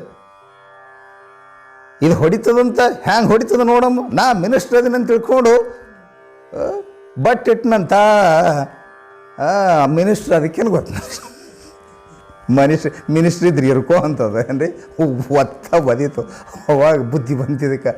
ಹಾಗೆ ಇದು ಇದು ಇದು ಯೋಗ್ಯ ರೀತಿಯ ಬಳಕೆ ಆಗ್ಬೇಕು. ಅದಕ್ಕೆ ಆ ಶಕ್ತಿಯ ಉಪಯೋಗ ಸದುಪಯೋಗ ಆಗಬೇಕು. ಇಲ್ಲದೆ ಹೋದರೆ ಅದು ನೋಡಿ, ಆಧಾರ ಸ್ಥಾನದಲ್ಲಿ ಯಾವ ಪ್ಲಗ್ ಪಾಯಿಂಟ್ ಇದೆ ಅಂತಾರೆ ಅವರು, ಅದು ಊರ್ಧ್ವಮುಖವಾಗಬೇಕು. ಆ ಶಕ್ತಿ ಅಧೋಗಾಮಿನಿ ಆಯಿತು ಅಂದರೆ ಮನುಷ್ಯ ವಿಷಯಾಭಿಲಾಷಿ ಆಗ್ತಾನೆ. ಅವನ ಪ್ರವೃತ್ತಿಯು ಸಂಸಾರದತ್ತನೇ ಇರ್ತದೆ. ಆತ ವಿಷಯೀ ಪಾಮರನಾಗಿಯೇ ಬದುಕನ್ನು ಸಾಗಿಸ್ತಾನೆ. ಆ ಶಕ್ತಿ ಊರ್ಧ್ವಮುಖವಾಗಬೇಕು. ಆಮೇಲೆ ಆ ಶಕ್ತಿ ಅದು ಕೆಲಸಕ್ಕೆ ಬರ್ತದೆ. ಇವತ್ತು ಕುಂಡಲಿನಿ ಶಕ್ತಿಯ ಜಾಗೃತಗೋಸ್ಕರವಾಗಿ ತಂತ್ರಾದಿಗಳಲ್ಲಿ ಭಾಳಷ್ಟು ಪ್ರತಿಪಾದನೆ ಮಾಡಿದ್ದಾರೆ. ಭಾಳ ಯಾವ ರೀತಿ ಅದನ್ನು ಜಾಗೃತಿ, ಸ್ವಲ್ಪ ನೀನು ಅದನ್ನು ದುರುಪಯೋಗ ಮಾಡ್ಕೊಂಡು ಅಂತಂದರೆ ಭಾಳ ಸಮಸ್ಯೆ ಇದೆ. ಯಾವ ಬೆನ್ನ ಹುರಿ ಏನು ಸ್ಪೈನಲ್ ಕಾರ್ಡ್ ಅಂತೇನು ಹೇಳ್ತೀವಿ, ಅದಕ್ಕೆ ಈಡ ಪಿಂಗಳ ಸುಷುಮ್ನ ಅಂಬತಕ್ಕಂಥ ನಾಡಿಗಳು ಸಹಸ್ರಾರ್ಧ ಪರ್ಯಂತರ ಅಂದರೆ ಮೆದುಳಿನ ನರಬಳ್ಳಿಗಳ ಪರ್ಯಂತರ ಹೋಗಿ ತಲುಪಿದೆ. ಆ ನಾಳಗಳ ಮೂಲಕವಾಗಿ ಪ್ರಾಣಶಕ್ತಿಯ ಸಂಚಾರ ಆಗ್ತದೆ ಅಂತಾರೆ. ಅದು ಊರ್ಧ್ವಗಮನ ಆಗಬೇಕು. ಅದು ಹಾಗೆ ಬರೋ ಹೊತ್ತಿನಾಗ ಈ ಅವುಗಳು ಈ ಬೆನ್ನ ಹುರಿಯನ್ನು ಇವು ಬಳ್ಳಿಯಂತೆ ಸುತ್ತಿಕೊಂಡು ಮೇಲೆ ಹಬ್ಬಿವೆ ಅಂತ ಯೋಗಶಾಸ್ತ್ರಗಳು, ತಂತ್ರಗಳು, ಆಗಮಗಳು ಪ್ರತಿಪಾದನೆ ಮಾಡ್ತವೆ. ಅದು ಹೆಂಗೆ ಸುತ್ಕೊಂತ ಹೋಗಿವೆ ಅಂತಂಬುದಕ್ಕೊಂದು ಕಲ್ಪನೆ ಕೊಡ್ತಾರೆ. ಈ ಇಂಗ್ಲೀಷಿನ 8ರ ಸಂಖ್ಯೆ ಏನಿದೆಯಲ್ಲ ಅದನ್ನು ಅಡ್ಡಾಗಿ ಒಂದೊಂದನ್ನು ಮೇಲಿಟ್ಕೊಂತ ಹೋದರೆ ಯಾವ ರೀತಿಯ ಒಂದು ಕಲ್ಪನೆ ಬರ್ಬೋದು ನೋಡಿ ನಿಮಗೆ. ಯಾಕಂದ್ರೆ ನಾವು ಮಾತಿನ ಮೂಲಕನೇ ತಿಳಿಸ್ಬೇಕಾಗಿದೆ, ಇಲ್ಲಿ ದೃಶ್ಯ ಮಾಧ್ಯಮ ಇಲ್ಲ. ಆ ರೀತಿಯಲ್ಲೇ ಅದು ಸುತ್ತುವಂತ ಹೋಗಿದೆ ಅಂಬತಕ್ಕಂಥ ಮಾತನ್ನು ಹೇಳ್ತಾರೆ. ಇವು 3 ನಾಡಿಗಳು ಬಹಳ ಪ್ರಮುಖವಾಗಿರ್ತಕ್ಕಂಥವು. ಈ 3 ನಾಡಿಗಳಲ್ಲಿ ಪ್ರಮುಖವಾಗಿರ್ತಕ್ಕಂಥ ಪ್ರಾಣಶಕ್ತಿಯು ಸಂಚಾರವಾಗ್ತದೆ. ಯೋಗಶಾಸ್ತ್ರದಲ್ಲಿ ಬರೀ ಅಷ್ಟೇ ಅಲ್ಲ, ಮನುಷ್ಯನ ಶರೀರದ ತುಂಬ ಹಬ್ಬಿರತಕ್ಕಂಥ 72,000 ನಾಡಿಗಳಲ್ಲಿಯೂ ಕೂಡ ಈ ಪ್ರಾಣಶಕ್ತಿಯ ಸಂಚಾರ ಇದೆ ಅಂತಾರೆ. ನೋಡಿ, ನಿಮಗೆ ಈಗ ವಾಯುಬಾಧೆ ಅಂತ ಹೇಳಿದ್ನಲ್ಲ ಅವನು. ವಾಯುಬಾಧೆ ಅಂತಂತಂದರೆ ವಾತಜನ್ಯ ರೋಗಗಳು ಎಷ್ಟದಾವು ಮನುಷ್ಯನಿಗೆ. ತ್ರಿಧಾತುಗಳ ಅವ್ಯವಸ್ಥಿತೆಯಿಂದ ಅವುಗಳ ವ್ಯತ್ಯಾಸದಿಂದಾಗೇ ಅನೇಕ ರೋಗಗಳು ಮನುಷ್ಯನಿಗೆ ತೋರ್ತಾ ಇರೋದು. ಅದರಲ್ಲಿ ಪಿತ್ತಜನ್ಯ, ಕಫಜನ್ಯ, ವಾತಜನ್ಯ ಅಂತಾರಲ್ಲ. ವಾತಜನ್ಯ ಅಂದ್ರೇನು? ಈ ಪ್ರಾಣಶಕ್ತಿಯ ವ್ಯತ್ಯಾಸ ಐತೆ. ಎಲ್ಲಾದ್ರೂ ಒಂದು ಜರ ನಿಂತ್ಕೊಂತಂದ್ರೆ ನಿಮಗೆ ಅಲ್ಲಿ ನುಸ್ಲಾಕತ್ತದ, ಇಲ್ಲಿ ನುಸ್ಲಾಕತ್ತದ, ಕಾಲು ಹಿಡ್ಕೊಂಡವ, ಕೈ ಹಿಡ್ಕೊಂಡು, ಇವೆಲ್ಲ ಏನೈತಿದು? ವಾತಜನ್ಯ ರೋಗ ಐತಿ. ಯಾಕೆ ಅಂತ ಕೇಳಿದ್ರೆ ಈ ಪ್ರಾಣಶಕ್ತಿಯು ನಿನ್ನಲ್ಲಿ ಸರಿಯಾಗಿ ಕೆಲಸ ಮಾಡ್ತಾ ಇಲ್ಲ. ಆದ್ದರಿಂದ ವಾಯುವಿನಿಂದ ಇವನಿಗೆ ದುಃಖ ಆಗ್ತದೆ ಅಂದರು. ಪ್ರಾಣದಿಂದ ದುಃಖ ಆಗ್ತದೆ.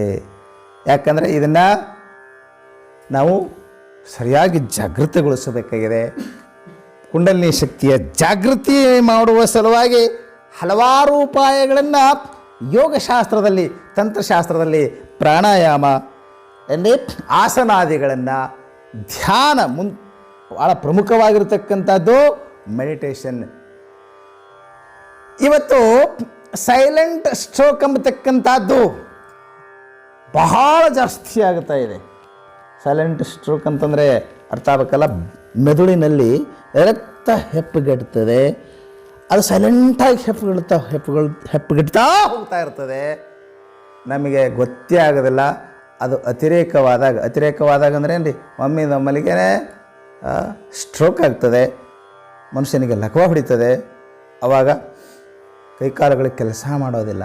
ಏನಾಗಿರ್ತದೆ? ಪ್ರಾಣವಾಯುವಿನ ಸಂಚಾರ ಮೆದುಳಿನಲ್ಲಿ ಆಗಬೇಕಲ್ಲ, ಅದ್ರ ವ್ಯತ್ಯಾಸ ಆಗ್ತದೆ.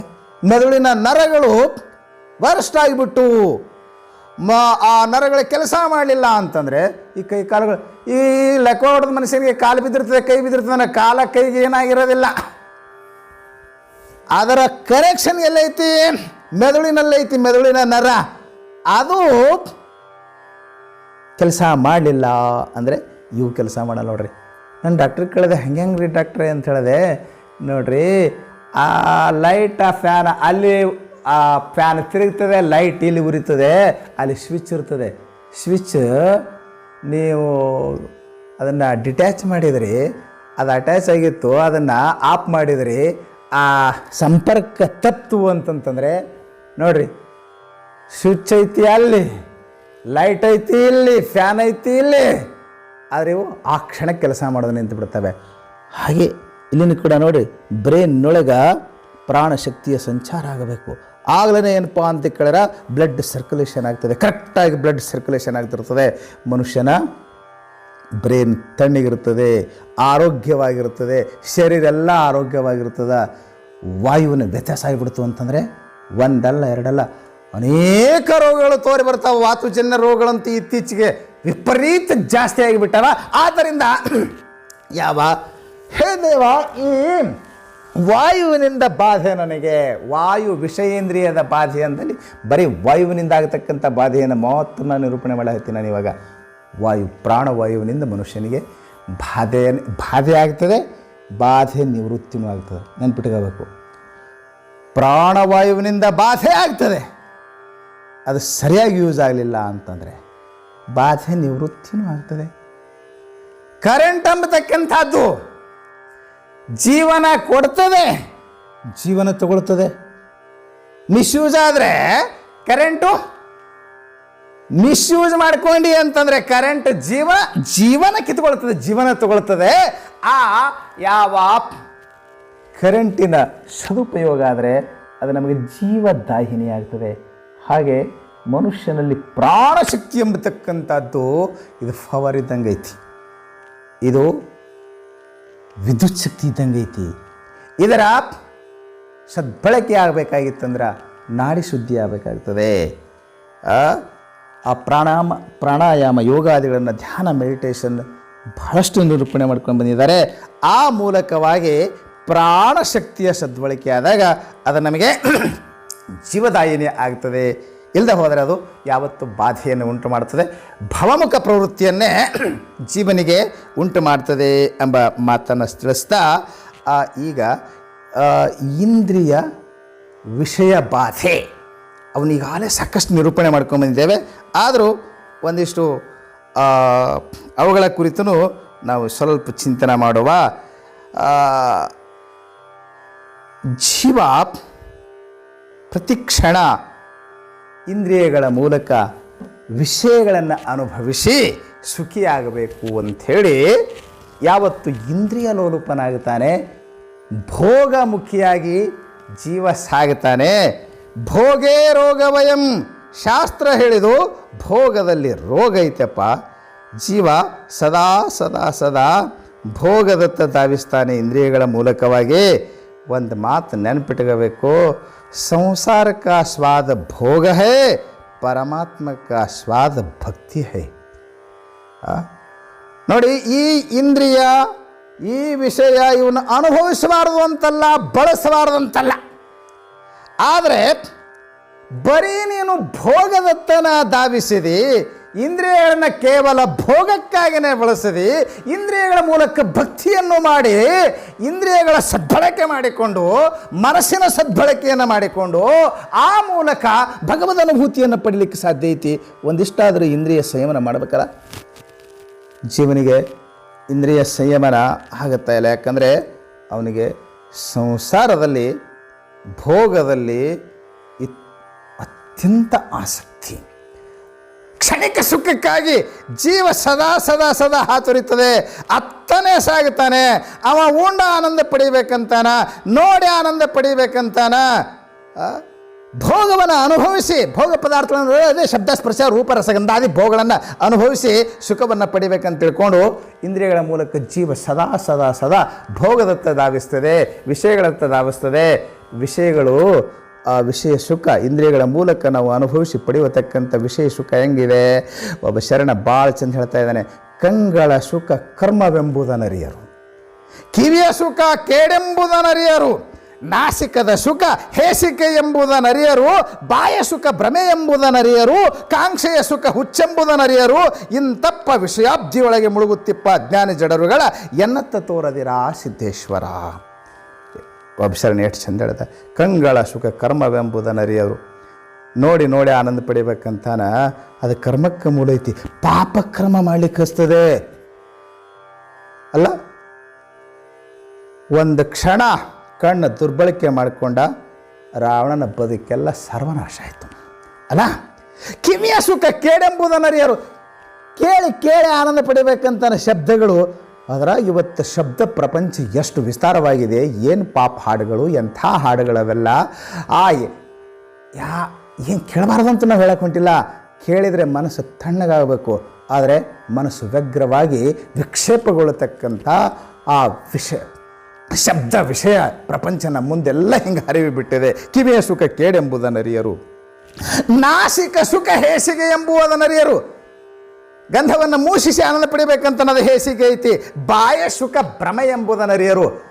ಬಾಯ ಸುಖ ಅಂದರೆ ಉಂಡು ಉಂಡು ಆನಂದ ಪಡಿಬೇಕಂತಾನ, ಅದು ಭ್ರಮ ಐತಿ. ಭ್ರಮ ಐತಿ.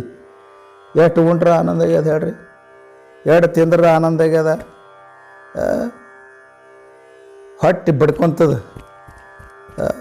ಪ್ರತಿ ಕ್ಷಣ ಹೇಳ್ತದ ಬ್ಯಾಡೋ, ಅದನ್ನು ತುರುಕಬೇಡೋ, ತ್ರಾಸಾಗ್ತದೋ.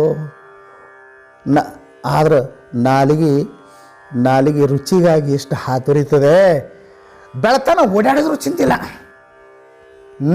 ತಿನ್ನಬೇಕಂತ. ಯಾಕೆ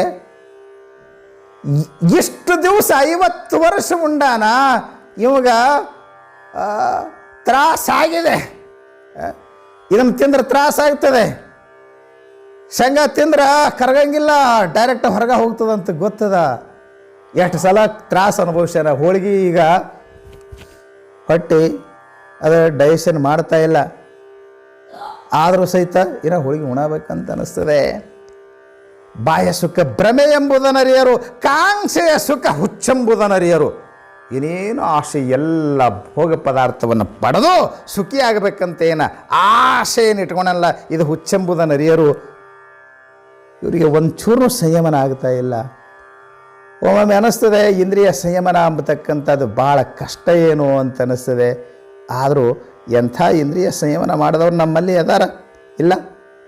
ಒಬ್ಬ ಶರಣನ ಕತೆ ಹೇಳಿ ನಾವು ಬರೀ ವಿಷಯ ವಿವರಣೆ ಕಟ್ಕೋವಂತ ಹೊಂಟ್ರೆ ಭಾಳಷ್ಟು ಜನರಿಗೆ ಅರ್ಥವಾಗಲಿಕ್ಕಿಲ್ಲ. ಒಂದೊಂದು ದೃಷ್ಟಾಂತಗಳನ್ನು ಹೇಳಿದರೆ ಚೆನ್ನಾಗಿರ್ತದೆ ಎಂಬ ದೃಷ್ಟಿಯಿಂದ ಇಂದ್ರಿಯ ಸಂಯಮನ ಮಾಡಿರ್ತಕ್ಕಂಥವ್ರು ನಮ್ಮಲ್ಲಿ ಎಷ್ಟು ಜನ ಮಹಾತ್ಮರಾಗಿ ಹೋದರು. ಅವ್ರ ಪೈಕಿ ಒಬ್ಬ ಶರಣನ ಒಂದು ದೃಷ್ಟಾಂತವನ್ನು ಹೇಳಿ ನನ್ನ ವಿಷಯವನ್ನು ಸಮಾರೋಪ ಮಾಡ್ತಾ ಇದ್ದಾನೆ. ಶಿವನಾಣೆ ಇಡೆ ತನ್ನ ಯುವತಿಯನ್ನು ತೊರೆದು ಶಂಭುವಿನ ಕೃಪೆ ಒಡೆದ ತಿರುನೀಲಕಂಠರ್ಗೆ ಸವೆಯದೊಲವಿಂದೆ ಶರಣೆಂಬೆ. ನಿಜಗುಣ ಶಿವಗಳು ಸವೆಯದೊಲವಿಂದೆ ಶರಣೆಂಬೆ. ಅವ್ರನ್ನ ಎಷ್ಟು ಪ್ರೀತಿಯಿಂದ ನಮಸ್ಕಾರ ಮಾಡಿದ್ರು ಕಡಿಮೆ ಅನ್ನಿಸ್ತದ. ಎಂಥ ಸಂಯಮನ ಮಾಡಿದವರು, ಎಂಥ ಸಂಯಮನದ ಜೀವನವನ್ನು ನಡೆಸಿದವರು. ಶಿವನಾಣೆ ಇಡೆ ತನ್ನ ಯುವತಿಯನ್ನು ತೊರೆದು, ನವಯೌವನದಲ್ಲಿದ್ದರವಾಗ ಅವರು ತಿರುನೀಲಕಂಠ. ಕೆಲವರು ಸತ್ಯವತಿ ಅಂತ ಹೇಳಿದ್ದಾರೆ, ಕೆಲವರು ಮುತ್ತೈದೆ ಅಂತ ಬರೀತಾರೆ. ಪೊನ್ನಾಂಬಲವೆಂಬ ಪಟ್ಟಣ, ಮಹಾಶಿವಭಕ್ತರು, ಪೊನ್ನಾಂಬಲನಾಥನ ಪರಮ ಭಕ್ತ ತಿರುನೀಲಕಂಠ. ಒಂದು ಕುಂಬಾರಿಕೆಯ ಕಾಯಕ, ಗಡಿಗೆ ಮಡಿಕೆ ಕುಡಿಕೆ ಗಡಿಗೆಗಳನ್ನು ಮಾಡವ, ಮಾರಿ ಬರವ, ಜೀವನ ಸಾಗಿಸವ. ತಿರುನೀಲಕಂಠ ಒಂದು ದಿನ ಪೊನ್ನಾಂಬಲನಾಥನ ದರ್ಶನಕ್ಕೆ ಹೋಗಿದ್ದಾರೆ. ಸಾಯಂಕಾಲದ ಸಮಯ. ಬೆಳಿಗ್ಗೆ ದರ್ಶನಕ್ಕೆ ಹೋಗ್ತಿದ್ದ, ಸಾಯಂಕಾಲ ತನ್ನ ಕಾಯಕ ಮುಗಿದ ತಕ್ಷಣ ಸಾಯಂಕಾಲ ಒಂದು ಸಲ ಹೋಗಿ ದರ್ಶನ ಮಾಡ್ಕೊಂಬರವ. ದಿನದಲ್ಲಿ 2 ಸಲ ದರ್ಶನ, ಬೆಳಿಗ್ಗೆ ಎದ್ದ ತಕ್ಷಣ ದೇವರ ದರ್ಶನ, ಸಾಯಂಕಾಲ ದೇವರ ದರ್ಶನ. ನಿಮ್ದು ಎಷ್ಟೇ ಕೆಲಸ ಇರಲಿ ದೇವರ ದರ್ಶನ ಮಾಡಲೇಬೇಕು. ದಿನದಲ್ಲಿ 1 ಸಮಯವಾದರೂ ದೇವ ದರ್ಶನ ಮಾಡಲೇಬೇಕು.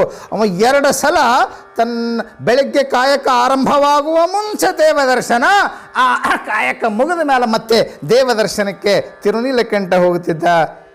ಒಂದು ದಿನ ಏನಾಗಿದೆ, ಪೊನ್ನಾಂಬಲನಾಥನ ದರ್ಶನವನ್ನು ಮಾಡಿಕೊಂಡು ರಾತ್ರಿಯ ಸಮಯ ಮರಳಿ ಮನೆಗೆ ಹೊಂಟಿದ್ದ. ದೇವದಾಸಿ. ಹಿಂದೆ ನಮ್ಮಲ್ಲಿ ದೇವ ಮಂದಿರದಲ್ಲಿ ದೇವನಿಗೆ ನಾಟ್ಯ ಸೇವೆಯನ್ನು ಸಲ್ಲಿಸಲಿಕ್ಕೆ ದೇವದಾಸಿಯರು ಇರ್ತಿದ್ರು. ಆ ವೇಶ್ಯಾಸ್ತ್ರೀ ಹೆಣ್ಮಗಳು ಅವಳು ತಾನು ಉಂಡಂಥ ಆ ಎಂಚಲದ ನೀರನ್ನು ಸಹಜವಾಗಿ ಕಿಡಿಕೆಯ ಮೂಲಕ ಮುಸುರಿ ನೀರನ್ನು ಹೊರಗೆ ಚೆಲ್ತಾಳೆ. ಆ ನೀರು ತಿರುನೀಲಕಂಠರ ಮೈ ಮೇಲೆ ಬಂದುಬಿಡ್ತದೆ. ಸೀದಾ ಅವ್ರಿಗೆ ಅಭಿಷೇಕ ಮಾಡ್ದಂಗೆ ಆ ನೀರು ಅವ್ರ ಮೇಲೆ ಬೀಳ್ತದೆ. ಶಿವಶಿವ ಪೊನ್ನಾಂಬಲೇಶ ಅಂತ ಅವರು ಉದ್ಗಾರ ತೆಗಿಯೋ ಹೊತ್ತಿನಾಗ ನೋಡ್ತಾಳೆ, ವೇಶ್ಯ ನೋಡ್ತಾಳೆ. ಮಹಾಶಿವಭಕ್ತರು, ಮಹಾನ್ ಶಿವಶರಣರು. ಅಯ್ಯೋ ಪ್ರಮಾದವಾಯಿತು, ನಾನು ಎಂಥ ತಪ್ಪು ಮಾಡಿದೆ. ವೇಶ್ಯ ಅರಿಯದೆ ತಪ್ಪು ಮಾಡಿದ್ಲು, ಓಡೋಡಿ ಬಂದು ಕಾಲಿಗೆ ಬಿದ್ಲು. ನನ್ನ ತಪ್ಪನ್ನು ಮನ್ನಿಸಿ ಕ್ಷಮಾ ಮಾಡಿ, ಕ್ಷಮಾ ಮಾಡಿ. ನಾನು ಅರಿಯದೆ ತಪ್ಪು ಮಾಡಿದೆ, ಮುಸುರಿ ಎಲ್ಲ ಮೈ ಮೇಲೆ ಚೆಲ್ಲಿದೆ. ನನ್ನ ಮನೆಗೆ ದಯಮಾಡಿಸಿ, ಬಟ್ಟೆ ಇವೆ, ಹೊಸ ಬಟ್ಟೆ ಇವೆ, ಸ್ನಾನ ಮಾಡಿ ಆ ಹೊಸ ಬಟ್ಟೆಯನ್ನು ಸ್ವೀಕರಿಸಿ ಅಂತ ಹೇಳಿ ಕೈ ಮುಗಿದು ಅವಳು ಒಂದೇ ಆರ್ಥಳಾಗಿ ಬೇಡ್ಕೊಳ್ತಾ ಇರೋ ಹೊತ್ತಿನಾಗ ಅವಳ ನಯವಿನಯದ ಪ್ರಾರ್ಥನೆ ಅದನ್ನು ತಿರಸ್ಕರಿಸ್ಲಿಕ್ಕಾಗಲಿಲ್ಲ. ತಿರುನೀಲಕಂಠರಿಗೆ ಅವರು ವೇಶ್ಯೆಳ ಮನೆಗೆ ಹೋಗ್ತಾರೆ, ಸ್ನಾನ ಮಾಡ್ತಾರೆ, ಆ ಎಲ್ಲ ಬಟ್ಟೆ ಬಿಡ್ತಾರೆ. ಆ ಹೊಸ ಬಟ್ಟೆಯನ್ನು, ಸುಗಂಧ ಲೇಪಿತವಾಗಿರ್ತಕ್ಕಂಥ ಹೊಸ ಬಟ್ಟೆಗಳನ್ನು ಉಟ್ಕೊಂಡು ಇಷ್ಟೆಲ್ಲ ಸ್ನಾನ ಮಾಡಿ ಬಟ್ಟೆ ಬದಲಿಸಿ ಹೊಸ ಬಟ್ಟೆಗಳನ್ನು ಉಟ್ಕೊಂಡು ಮನೆಗೆ ಮರಳಿ ಬರಬೇಕಾದ್ರೆ ರಾತ್ರಿ 10 ಗಂಟೆ ಆಯಿತು. ಮುತ್ತೈದೆ ಕಾಯ್ತಾ ಇದ್ಲು. ಈ ಘಟನೆಯನ್ನು ಕುವೆಂಪು ಅವರು ಭಾಳ ಚಂದ ಬರೆದಿದ್ದಾರೆ. ನಂಜು ನೊರೆವಾಲು ಅಂತ ಒಂದು ಸಣ್ಣ ಘಟನೆಯನ್ನು ಇಡೀ ರಾತ್ರಿಯೆಲ್ಲ ನಡೆದಿರಬೇಕು, ಅಷ್ಟು 6 ಅಂಕದ ನಾಟಕವನ್ನು ಬರೀತಾ ಇದ್ದಾರೆ ಕುವೆಂಪು ಅವರು. ನಂಜು ನೊರೆವಾಲು ಅಂಥೇಳಿ. ರಾತ್ರಿ 10 ಗಂಟೆ ಆಗಿದೆ, ಹಾದಿ ಕಾಯ್ತಾ ಕುಂತಿದ್ದಾಳೆ ಮುತ್ತೈದೆ. ಯಾಕೆ ತಡ? ಗಂಡ ರಾತ್ರಿ ತಡ ಮಾಡಿ ಬಂದ್ರೆ ಭಾರಿ ಕುರುಕ್ಷೇತ್ರನೇ ಆಗಿಬಿಡ್ತದೆ. ಹೊತ್ತು ಮುಳುಗಿದ್ರಾಗ ನಮ್ಮ ಮನೆಗೆ ಇರ್ಬೇಕವ. ರಾತ್ರಿ ಲೇಟ್ ಆಯಿತು ಅಂದರೆ ಬಂತು ಕಿರಿಕಿರಿ. ಯಾಕ್ರಿ ಲೇಟಾ? ಎಲ್ಲಿಗೆ ಹೋಗಿದ್ರಿ? ಬಟ್ಟೆ ಬದಲಾಗಿದೆ, ಸುವಾಸನೆ ತೂರಿ ಬರ್ತಾ ಇದೆ. ಯಾರೋ ಓಡಿ ಬಂದು ಹೇಳಿದ್ರು ನಿನ್ನ ಗಂಡ ವೇಶ್ಯಾಳ ಮನೆಗೆ ಹೋಗಿದ್ದ ಅಂಥೇಳಿ. ಅದನ್ನು ದೌಡ್ ಬಂದು ಹೇಳ್ತಿರ್ತಾರೆ ಮಂದಿ. ಉಳ್ಕಾದ ದೇವ್ರ ಗುಡಿಗೆ ಹೋದ ಯಾರು ಬಂದು ಹೇಳಂಗಿಲ್ಲ. ಆದರೆ ಇವ ಮಹಾಶರಣ ಶಿವಭಕ್ತ, ಇವನು ವೇಶ್ಯಾಳ ಮನೆಗೆ ಹೋಗೋದು ಯಾವನೋ ಒಬ್ಬ ನೋಡಿದ್ದ, ಓಡಿ ಬಂದು ಹೇಳಿದ್ದ ಅಂತ ಕಾಣ್ತದೆ. ಪತಿ ಪ್ರಾಣಳಾಗಿರ್ತಕ್ಕಂಥ ಮುತ್ತೈದೆಯ ಮನಸ್ಸಿನಲ್ಲಿಯೂ ಕೂಡ ಸಂಶಯದ ಗಾಳಿ ಬೀಸ್ತಂತ ನೋಡಿ. ಏನ್ರಿ ಪ್ರೀತಿಯಿಂದ ಗಂಡ ಕೈ ಹಿಡಿಲಿಕ್ಕೆ ಹೋದರೆ ಮುಟ್ಟಬೇಡಿ, ಡೋಂಟ್ ಟಚ್ ಮೀ ಅನ್ಲಂತಕ್ಕೆ ಇಂಗ್ಲೀಷ್ ಬರ್ತೈತೆ ಅಲ್ಲ, ಸೇರಿಸಿ ಹೇಳೋದು. ಮುಟ್ಟಬೇಡ್ರಿ ನನ್ನ ಅಂದ್ಲು. ಯಾಕೆ ಹಿಂಗ್ಯಾಕೆ ಮಾಡ್ತೀವಿ? ಏನು ದೇವ್ ಬರ್ಕೊಂಡದ ನಿನಗೆ ಇವತ್ತು ಏನಾಗ್ಯದ? ಏನು ಸಂಶಯದ ಗಾಳಿ ಬೀಸದಂಗೆ ಕಾಣ್ತದೆ? ಯಾಕೆ ಹಿಂಗೆ ಮಾಡ್ತೀವಿ ಅಂತ ಕೈ ಹಿಡ್ಲಿಕ್ಕೆ ಹೋದರೆ ಮುಟ್ಟಿದರೆ ಪೊನ್ನಾಂಬಲೇಶನ ಆಣೆ ಅಂತಂದಂತ ನೋಡಿ. ದೇವನಾಣೆ ಆಗಿದೆ, ಮುಟ್ಟಬೇಡಿ ಅಂತಂದಂತ ಅದನ್ನು ಭಾಳ ಚಂದ ಬರೀತಾರೆ ಶ್ರೀಮನ್ನಿಜುಣಿಸಿಗಳು. ಶಿವನಾಣೆ ಇಡೆ ತನ್ನ ಯುವತಿಯನ್ನು ತೊರೆದು ಶಂಭುವಿನ ಕೃಪವೆಡದ ತಿರುನೀಲಕಂಠರಿಗೆ ಸಭೆಯದೊಲವೆಂದೆ ಶರಣೆಂಬೆ ಅಂದರು. ಶಿವ ಮುಟ್ಟಬೇಡ ಅಂತ ದೇವರಾಣಿ ಇಟ್ಟಾಗ ನಾವು 2 ಸಲ ದೇವರಾಣಿ ಇಡ್ತೀವೋ, ಈ ಆಣಿಗಳು 2 ಸಲ ಒಳತ್ತಾಗ್ತಾವೋ ಏನು ಸುಡು. ಒಮ್ಮೆ ಹೆಣ್ತಿ ಆಣಿಟ್ರೆ 60 ವರ್ಷ ಮುಟ್ಲಿಲ್ಲ ಅಂತ ನಾವು. ಇದು ಭಾಳ ಆಶ್ಚರ್ಯ. ಹಾಂ, ನಾವು ಸಂಯಮನ ಅಂದರೆ ಏನು ಎಂಬುದಕ್ಕೆ ನಾವು ಈ ಕಥೆಯಿಂದ ತಿಳ್ಕೋಬೇಕಂದಿಷ್ಟು. ತುಂಬ ಪ್ರಾಯದಲ್ಲಿರ್ತಕ್ಕಂಥ ಸತಿಪತಿಗಳು ಒಂದೇ ಮನೆಯಲ್ಲಿದ್ದು ಸಂಯಮನವನ್ನು ಕಾಯ್ಕೊಂಡ್ರು ಅಂತಂದರೆ ಅದೆಂಥ ಮನೋಸ್ಥೈರ್ಯ, ಎಷ್ಟು ವಿವೇಕಯುತವಾಗಿ ಅವರು ಬದುಕಿರಬೇಕು. 80 ವರ್ಷ ಮುಟ್ಲಿಲ್ಲ ಅವಳಿಗೆ. ಆನಂತರ ಶಾಕ್ ಅನ್ನಿಸ್ತು. ಆದರೂ ಮಾತು ಹೋಯ್ತು, ಮುತ್ತು ಹೊಡಿತು, ಮತ್ತೆ ಬರುವಂಥದ್ದಲ್ಲ. 60 ವರ್ಷ ಬದುಕಿದ್ರಂತ ನೋಡಿ. ನಿಷ್ಠೆಯನ್ನು, ಶಿವನಾಣೆಯನ್ನು ಗಟ್ಟಿಯಾಗಿ ನಿಷ್ಠೆಯಿಂದ ಪಾಲಿಸುವಂತ ಬಂದರು. ಶಿವನಿಗೆ ಚಿಂತೆತ್ತು, ಎಂಥ ನಿಷ್ಠೆ ಇವ್ರದು, ಎಂಥ ಸಂಯಮನ, ಎಂಥ ಸಂಯಮನದ ಬದುಕು. ಇವರಿಗೆ ನಾನು ಹಿತವನ್ನು ಉಂಟು ಮಾಡಬೇಕಲ್ಲ, ಸೌಖ್ಯವನ್ನು ಉಂಟು ಮಾಡಬೇಕಲ್ಲ. ಇವರ ಭಕ್ತಿ ನಿಷ್ಠೆ ಎಂಥದ್ದು, ಸಂಯಮನ ಎಂಥದ್ದು ಅನ್ನೋದು ಜಗತ್ತಿಗೆ ಗೊತ್ತಾಗಬೇಕಲ್ಲ. ಹಾಗೆ ಎಲೆಮರೆಕಾಯಿಯಾಗಿ ಹೋಗಬಾರ್ದು ಇವರು. ಆದ್ದರಿಂದ ಜಂಗಮನಾಗಿ ಬಂದಂತ ನೋಡಿ. ಜಂಗಮನಾಗಿ ಬಂದು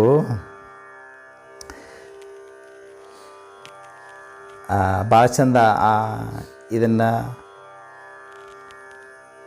ನಮ್ಮ ರಗಳೆಯ ರೂಪದಲ್ಲಿ ಹರಿಹರನು ಭಾಳ ಚಂದ ಬರೆದಿದ್ದಾನೆ. ತಪವೇವುದು ಅವರಿಬ್ಬರಿರವು ಸಾಲದೆ ಹೇಳ, ಜಪವೇವುದು ಅವರಿಬ್ಬರಿರವು ಸಾಲದೆ ಹೇಳ, ಅವರಿರವು ಸ್ವರ್ಗ ಗಿರ್ಗಗಳ ಪದವಿಗಳ ಹವಣೆ, ಅವರಿರವು ಮುಕುತಿ ಗಿಗುತಿಯ ಸುಖಗಳ ಹವಣೆ. ತಪಸ್ಸಂದ್ರೆ ಏನು? ಅವ್ರ ಬದುಕೇ ಒಂದು ತಪಸ್ಸು. ತಪವೇವುದು ಅವರಿರವು ಸಾಲದ ಹೇಳ. ಭಾಳ ಚಂದ ವರ್ಣ ಮಾಡ್ತಾ ಇದ್ದಾನೆ ಹರಿಹರ. ತಪಸ್ಸಂದ್ರೆ ಏನ್ರಿ? ಹಂಗೆ ಬದುಕಿದ್ರೆ ಅದು ಗೃಹಸ್ಥ ಜೀವನ ಇರ್ಬೋದು, ಅದು ತಪಸ್ಸು ಅಂತ ಹೇಳ್ದವ. ಜಪವೇವುದು ಅವರಿಬ್ಬರಿರವು ಸಾಲದ ಹೇಳ. ಜಪ ಮಾಡೋದು ಏನು ಜಪ ಮಾಡ್ತಿ? ಮಾಲಾತೋ ಕರ್ಮೆ ಪಿರೆ ಮೂಗ ಜೀವ ಪಿರೆ ಮುಖಮಾಯೆ ಮನವಾತೋ ಚೌದಿಸ ಪಿರೆ ಏತೋ ಸುಮಿರನ ನಾಯಿ. ಬಾಯಿ ಕೈಯಾಗ ಜಪ ತಿರುಗ್ತದ, ಬಾಯಾಗ ನಾಲಿಗೆ ತಿರುಗ್ತದೆ, ಮನಸ್ಸು 12 ದಿಕ್ಕಿಗೆ ತಿರುಗ್ತದೆ. ಇದ್ಯಾ ಥರ ಜಪ? ಅವ್ರ ಬದುಕು ನೋಡೊಂದಿಷ್ಟು ಎಂಥ ಸಂಯಮನದ ಬದುಕು. ಅವ್ರ ಬದುಕೇ ಒಂದು ಜಪ ಅಂದರು. ಅದಕ್ಕೆ ಜಪವೇ ಒಂದು ಅವರಿಬ್ಬ ರಿರವು ಸಾಲದ ಹೇಳ ಅಂತಾನೆ. ಹಾಗೆ ಬದುಕಿದ್ರು. ಅವರ ಸಂಯಮನ ಪರೀಕ್ಷಿಸಲೆಂದೋ ಶಿವ ನಾಟಕವಾಡ್ತಾ ಜಂಗಮನಾಗಿ ಬಂದಂತ. ಜಂಗಮ ಪ್ರಾಣಿಗಳಿವರು. ಜಂಗಮ ಬಂದಾಗ ಬಹಳ ಆದರದಿಂದ ಸ್ವಾಗತ ಮಾಡಿಕೊಂಡ್ರು, ಆತಿಥ್ಯ ನೆರವೇರಿಸಿದರು. ಏನು ಭಕ್ತಿಯಪ್ಪ, ಎಂಥ ಪುಣ್ಯ ದಂಪತಿಗಳು ನೀವು. ಇಷ್ಟು ಚಂದಿದ್ದ ದಂಪತಿಗಳನ್ನ ಎಲ್ಲಿ ನೋಡಿಲ್ಲ ಬಿಡಪ್ಪ. ಪುಣ್ಯ ದಂಪತಿಗಳು ಅವ್ರದ್ದು ಕಷ್ಟ ನಷ್ಟ ಏನು ಅನ್ನೋದೇ ಮುದ್ದಾಮ್ ಬೇಕಂತಂಗೆ ಮಾತಾಡೋ ಏನು ಚಂದ ಕೂಡಿ ಬದುಕಲಾಗ ಹತ್ತಿರ ನೀವು. ಇರಬೇಕಪ್ಪ ನಿಮ್ಮಂಥವ್ರು ಪುಣ್ಯ ದಂಪತಿಗಳು. ನಾನು ಪ್ರವಾಸಕ್ಕೆ ಹೊಂಟೀನಿ. ನನ್ನ ಕಡೆ ಒಂದು ಪುರುಷ ಬಟ್ಟಲ ಐತಿ. ಆ ಸುವರ್ಣ ಬಟ್ಟಲ ಹಿಡಿ ನೀನು ಗುಣಶೀಲ, ಹೇಳುವೆನಿದರ ಮೂಲ. ಬೇಡಿದ ವಸ್ತುವೆಲ್ಲ ಕೊಡುವುದೇ ಬಟ್ಟಲ, ಸಾಟಿ ಇದಕ್ಕೊಂದು ಇಲ್ಲ ರೂಢಿಯೊಳು ಸುಳ್ಳಲ್ಲ. ಭಾಳ ಚಂದ ವರ್ಣ ಮಾಡಿದ್ದಾರೆ ಅದನ್ನೇನ್ರಿ. ಇದು ಪುರುಷ ಬಟ್ಟಲ ಐತಿ. ಬೇಡಿದ ವಸ್ತುವೆಲ್ಲ ಕೊಡುವುದೇ ಬಟ್ಟಲ, ಬೇಡಿದ್ದನ್ನೆಲ್ಲ ಕೊಡುವಂಥ ಬಟ್ಟಲ ಇದು. ಬಲು ಕಷ್ಟದಿಂದ ನಾನು ಇದನ್ನು ಪಡೆದಿರುವೆನು, ಇದೇ ನನ್ನ ರಕ್ಷಣೆವೆಂದು ತಿಳಿಯಯ್ಯ ನೀನು. ಅದರಿಂದ ನಾನಿದನ್ನು ಬಹು ಕಾಯುತ್ತಿರುವೆನು, ಇದು ಇಲ್ಲದಿರೇ ನಾನು ಇಡೇ ನನ್ನ ಪ್ರಾಣವನು ಅನ್ನಂಥವು. ಇಂಥ ಮಹತ್ವದ ಬಟ್ಲ ಐತಿ. 6 ತಿಂಗಳು ಪ್ರವಾಸಕ್ಕೆ ಹೋಗಿ ಬರೋದೇನಿ. ನಿಮ್ಮ ಮನೆಗೆ ಇಟ್ಕೊಡ್ರಿ, ಇದನ್ನು ಜಪಾನವಾಗಿಡ್ರಿ, ಭಾಳ ಹುಷಾರಾಗಿಡ್ರಿ. ಬೇಡಿದ್ದೆಲ್ಲ ಕೊಡುವಂಥ ಬಟ್ಲ. ವಾಪಸ್ ಬಂದು ನನ್ನ ಬಟ್ಲ ನಾನು ಕೊಡ್ಬೇಕು. ಆಯ್ತು ರೀ ಅಪ್ಪ ಅಂತ ಹೇಳಿ ಭಾಳ ಸಾತ್ವಿಕರಾಗಿರ್ತಕ್ಕಂಥ ಮುಗ್ಧ ದಂಪತಿಗಳು. ಮೋಸ ವಂಚನೆ ಅವ್ರಿಗೆ ಏನು ಗೊತ್ತಿಲ್ಲ. ಆ ಪೇಟೆ ಸಣ್ಣ ಪೆಟ್ಟಿಗೆಯಾಗಿಟ್ಟು ಕೀಲಿ ಹಾಕಿ, ಅದನ್ನು ಮಾತ್ರ ದೊಡ್ಡ ಪೆಟ್ಟಿಗೆಯಾಗಿಟ್ಟು ಕೀಲಿ ಹಾಕಿ, ಆ ದೊಡ್ಡ ಪೆಟ್ಟಿಗೆ ಹಿಂದಿನ ಕೋಲಾಗಿ ಒಯ್ದಿಟ್ಟು ಅದಕ್ಕೆ ಕೀಲಿ ಹಾಕಿ ಎಷ್ಟು ಬಂದೋಬಸ್ತಿನಲ್ಲಿ ಇಟ್ಟಿದ್ರು. 6 ತಿಂಗಳಾದ್ಮೇಲೆ ಸಮಯ ಹಾಕುವಂತ ಬಂತು. ನನ್ನ ವರ್ಣನೆ ಮಾಡೋದಲ್ಲ, ಸ್ವಲ್ಪ ಸಂಕ್ಷಿಪ್ತವಾಗಿ ಮುಗಿಸಿಬಿಡ್ತೀನಿ. 6 ತಿಂಗಳಾದ ಮೇಲೆ ಜಂಗಮ ರೂಪಿಯಾಗಿರ್ತಕ್ಕಂಥ ಪೊನ್ನಾಂಬಲೇಶ ಮರಳಿ ಬಂದಿದ್ದಾನೆ. ಬಹಳ ಸಂತೋಷ ಇತ್ತು.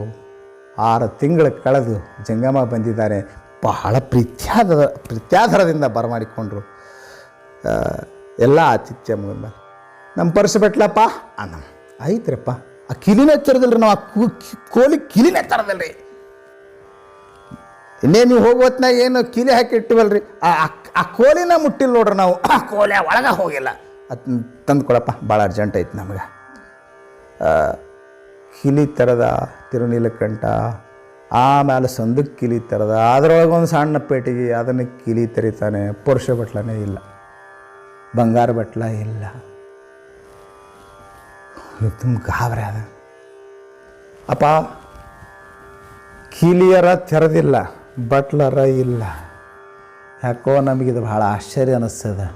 ನೀವು ಯಾಕೋ ಭಾಳ ಆಶ್ಚರ್ಯ ಇದ್ದಂಗೆ ಕಾಣ್ತೀರಿ ಅಂತಂದು. ಗೊತ್ತಾಯ್ತೇನೋ ಯಾರಿಗೊತ್ತು. ಭಕ್ತ ಭಗವಂತರ ಮಧ್ಯದಲ್ಲಿ ಭಾಳ ಸಂಬಂಧ ಚೆಂದಿರ್ತದೆ. ಇದೇನೋ ಪರೀಕ್ಷಾ ಕಾಲ ಅಂತಲೇ ಅಂದ್ಕೊಂಡಂತ ಕಾಣ್ತದೆ. ಅಪ್ಪ ಆಶ್ಚರ್ಯ ಅನ್ನಿಸ್ತದೆ, ಯಾಕೋ ಕಾಣವಲ್ರಿ. ಯಾಕೆ ಕಾಣಂಗಿಲ್ಲ?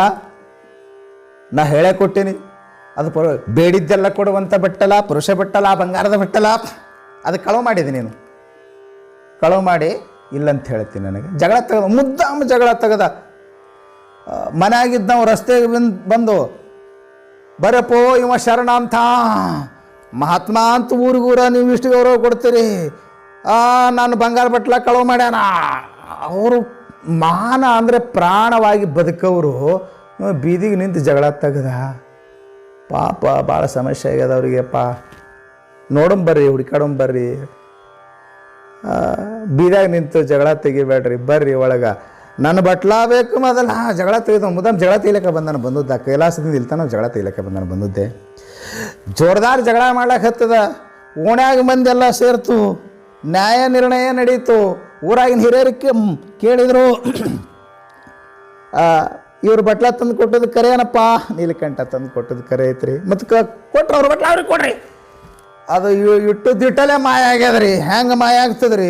ಮಂದೆಲ್ಲ ಕತ್ತು, ಎಲ್ಲರೂ ಗುಜು ಗುಜು. ಇವ್ರು ಚಲೋ ಪ್ರಾಮಾಣಿಕ ಸತ್ಯಸಂಧ ಅಂತಿದ್ದೆವು.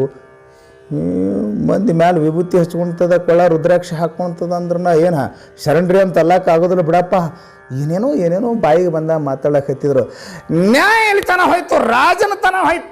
ಭಾಳ ಚಂದ ಹರಿಹರ ವರ್ಣ ಮಾಡ್ತಾನೆ. ಮಂತ್ರಿ ವಿಚಾರಣೆ ಮಾಡ್ತಾ ಇದ್ದಾನ. ನ್ಯಾಯ ನಿರ್ಣಯ ಎಲ್ಲಿ ನಡೆದಿದೆ? ಪೊನ್ನಾಮಲೇಶನ ಪ್ರಾಂಗಣದಲ್ಲಿ, ಪುಣ್ಯ ಪ್ರಾಂಗಣದಲ್ಲಿ ನಡೆದಿದೆ. ಮುಂದೆ ದೊಡ್ಡ ಸರೋವರ, ಪೊನ್ನಾಮಲೇಶನಿಗೆ ಬಳಸ್ತಕ್ಕಂಥ ಅರಿಕೆ ನೀರವನ್ನು ಬಳಸ್ತಕ್ಕಂಥ ಸರೋವರ, ಆ ಪೊನ್ನಾಮಲೇಶನ ಯಾವ ದೇವಾಲಯದ ಮುಂದನ ನ್ಯಾಯ ನಿರ್ಣಯ ನಡೆದಿದೆ. ಮಂತ್ರಿ ಕೇಳ್ತಾನೆ, ಈ ಸ್ವಾಮಿ, ಈ ಜಂಗಮಾಮೂರ್ತಿ ಬಂಗಾರ ಬಟ್ಲ ತಂದು ಕೊಟ್ಟದ್ದನ್ನು ಕರೆ ಅನ್ರಿ ಶರಣ್ರೆ? ತಂದು ಕೊಟ್ಟದ್ದು ಕರೆ ರೀ ಅಪ್ಪ. ನಿಮ್ಮ ಮನ್ಯಾಗ ಇಟ್ಟೋದದ್ದು ಕರೆ ಐತಿ, ಬಚ್ಚಿಟ್ಟೋದು ಕರೆ ಐತಿ, ಕೀಲಿ ಹಾಕಿ ಒಂದಲ್ಲ ಎರಡಲ್ಲ 3 ಕೀಲಿ ಹಾಕಿದ್ದು ಕರೆ ಐತಿ. ಕೀಲಿ ತೆರೆದಿಲ್ಲ ಅಂತೀರಿ, ಮನೆ ಕಳುವಾಗಿಲ್ಲ ಅಂತೀರಿ, ಬಾಗಲ ಮುರಿದಿಲ್ಲ ಅಂತೀರಿ. ಯಾಕಡೆ ಹೋಯ್ತು ಬಟ್ಲ? ಕೊಟ್ಬಿಟ್ಟು ಅವ್ರ ಬಟ್ಲ ಅವ್ರಿಗೆ ಇಲ್ಲ, ನಾವು ಕಳುವು ಮಾಡಿಲ್ಲ, ನಾವು ಸುಳ್ಳು ಹೇಳೋದಿಲ್ಲ. ಅವ್ನು ಸುಳ್ಳು ಹೇಳೋದಿಲ್ಲ ಅಂತಾನಲ್ರಿ. ನಾನು ಬಂಗಾರ ಬಟ್ಲ ಕದ್ದಿಲ್ಲ, ನಾ ಸುಳ್ಳು ಹೇಳೋದಿಲ್ಲ ಅಂತನಲ್ಲ, ನಾವು ಅವನು ಸತ್ಯ ಹೇಳ್ತಾನೆ ಅಂತ ತಿಳ್ಕೊತೀವಿ. ಅವ್ನು ಹೆಂಡ್ತಿ ಮುಟ್ಟಿ ಹೇಳನ್ರಿ ನಾ ಬಂಗಾರ ಬಟ್ಲ ಕದ್ದಿಲ್ಲ ಅಂಥೇಳಿ. ಇದು ಭಾಳ ಸರಳ ಅಲ್ರಿ ಶರಣ್ರ. ಆ ತಾಯಿ ಮುತ್ತೈದೆ ಅವಳು ಮುಟ್ಟಿ ನಾವು ಬಂಗಾರ ಬಟ್ಲ ಕದ್ದಿಲ್ಲ ಅಂದರೆ ಅವ್ರ ಕೇಸ್ ವಾಪಸ್ ತಗೊತಾರೆ. ಹೇಳ್ರಿ, ಮುಟ್ಟಿ ಹೇಳ್ರಿ, ನಾ ಪ್ರಾಣ ಬಿಡ್ತೀನಿ ರೀ, ಮುಟ್ಟಂಗಿಲ್ಲ ರೀ ಅಂದ್ರೆ ನೀವು ಕಾಳು ಮಾಡಿದ ಕರೆ ಐತ್ರಿ.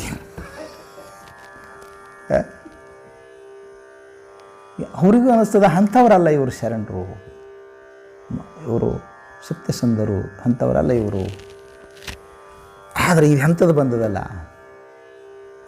ಕೊನೆಗೆ ಜಂಗಮಾಮೂರ್ತಿನೇ ಅಂದ, ನೋಡ್ರಿ ಈಗ ನನ್ನ ಯೋಗದಂಡ ಐತಲ್ಲ, ಇದನ್ನು ಆ ಕಡೆ ಈ ಕಡೆ ಇವರಿಬ್ಬರು ಹೇಳೋದು, ಈ ಸರೋವರದ ನೀರಾಗ ಮುಳುಗೆದ್ದು ನಾವು ಈ ಬಟ್ಲ ಕದ್ದಿಲ್ಲ ಅಂತ ಹೇಳಿ ನಾನು ಕೇಸ್ ವಾಪಸ್ ತಕ್ಕೊತೀನಿ. ಇದೇನು ಸರಳಲ್ರಿ, ಅಟ್ ಮಾಡಿರಿ. ಇಬ್ಬರು ಪಾಪ ಸರೋವರ ನೀರಾಗ ಹೋದರು. ಅವನ ಯೋಗದಂಡವನ್ನು ಹಿಡ್ಕೊಂಡು ಕ್ಯಾರಿ ಒಳಗೆ ಹಿಂಗೆ ಸರೋವರದಾಗ ಮುಳುಗಿ ಮೇಲೆದ್ರು. ಅವತ್ತೇನು ಆಣೆ ಇಡುವಾಗ ಯಾವ ವಯಸ್ಸಿನ 18 ವಯಸ್ಸಿನೊಳಗಿದ್ರು, ಅದೇ ಯುವ ದಂಪತಿಗಳಾಗಿ ಮೇಲೆ ಇದ್ದಿದ್ರು. ಆಶ್ಚರ್ಯ, ಪೊನ್ನಾಂಬಲೇಶ ಪ್ರತ್ಯಕ್ಷನಾಗಿದ್ದಾನೆ, ಅವರಿಗೆ ಸಕಲ ಸೌಭಾಗ್ಯವನ್ನು ಒದಗಿಸಿದ್ದಾನೆ. ಕತೆ ಇಷ್ಟು ಹೇಳಿ ಮುಗಿಸ್ತಾರೆ. ಆದರೆ ಇನ್ನೊಂದು ಚೂರು ನಾವು ಬೆಳೆಸೋದು ಅಂತಂದರೆ ಅದನ್ನೆಲ್ಲ ನೋಡಿಬಿಟ್ಟು ಮರುದಿವಸ ಊರಾಗಿನ ಮುದುಕಿ ಬಂದು ಸಾಧುನ ಯೋಗದಂಡ ಕದ್ಕೊಂಡು ತಂದು ಮುಳುಗೋದು ಏಳೋದು, ಆ ಕಡೆ ಮುಳುಗಿ ಆ ಕಡೆ ಅದು ಒಂದಿಷ್ಟು. ಅದರ ಅಭಿಪ್ರಾಯ ಏನು ಅಂತ ಕೇಳಿದರೆ, ಸಂಯಮನ ಎಂಥ ಸಂಯಮನ. ಆ ಸಂಯಮನಕ್ಕೆ ಒಂದು ದಿವಸ ಯಾವ ಭಗವದ್ ದರ್ಶನ ಆಗ್ತದೆ. ಅದನ್ನು ರೂಪಕ ಮಾಡಿ ಹೇಳಿದ್ದಾರೆ. ಸಂಯಮನದಿಂದ ಒಂದಿಲ್ಲ ಒಂದು ದಿವಸ ಭಗವದ್ ದರ್ಶನ ಆಗ್ತದೆ, ಈ ಬಾಧೆ ನೀಗ್ತದೆ ಎಂಬ ಮಾತನ್ನು ತಿಳಿಸ್ತಾ ಇವತ್ತಿನ ಉಪನ್ಯಾಸಕ್ಕೆ ಮಂಗಲ. ಹರ ಓಂ ತತ್ಸತ್.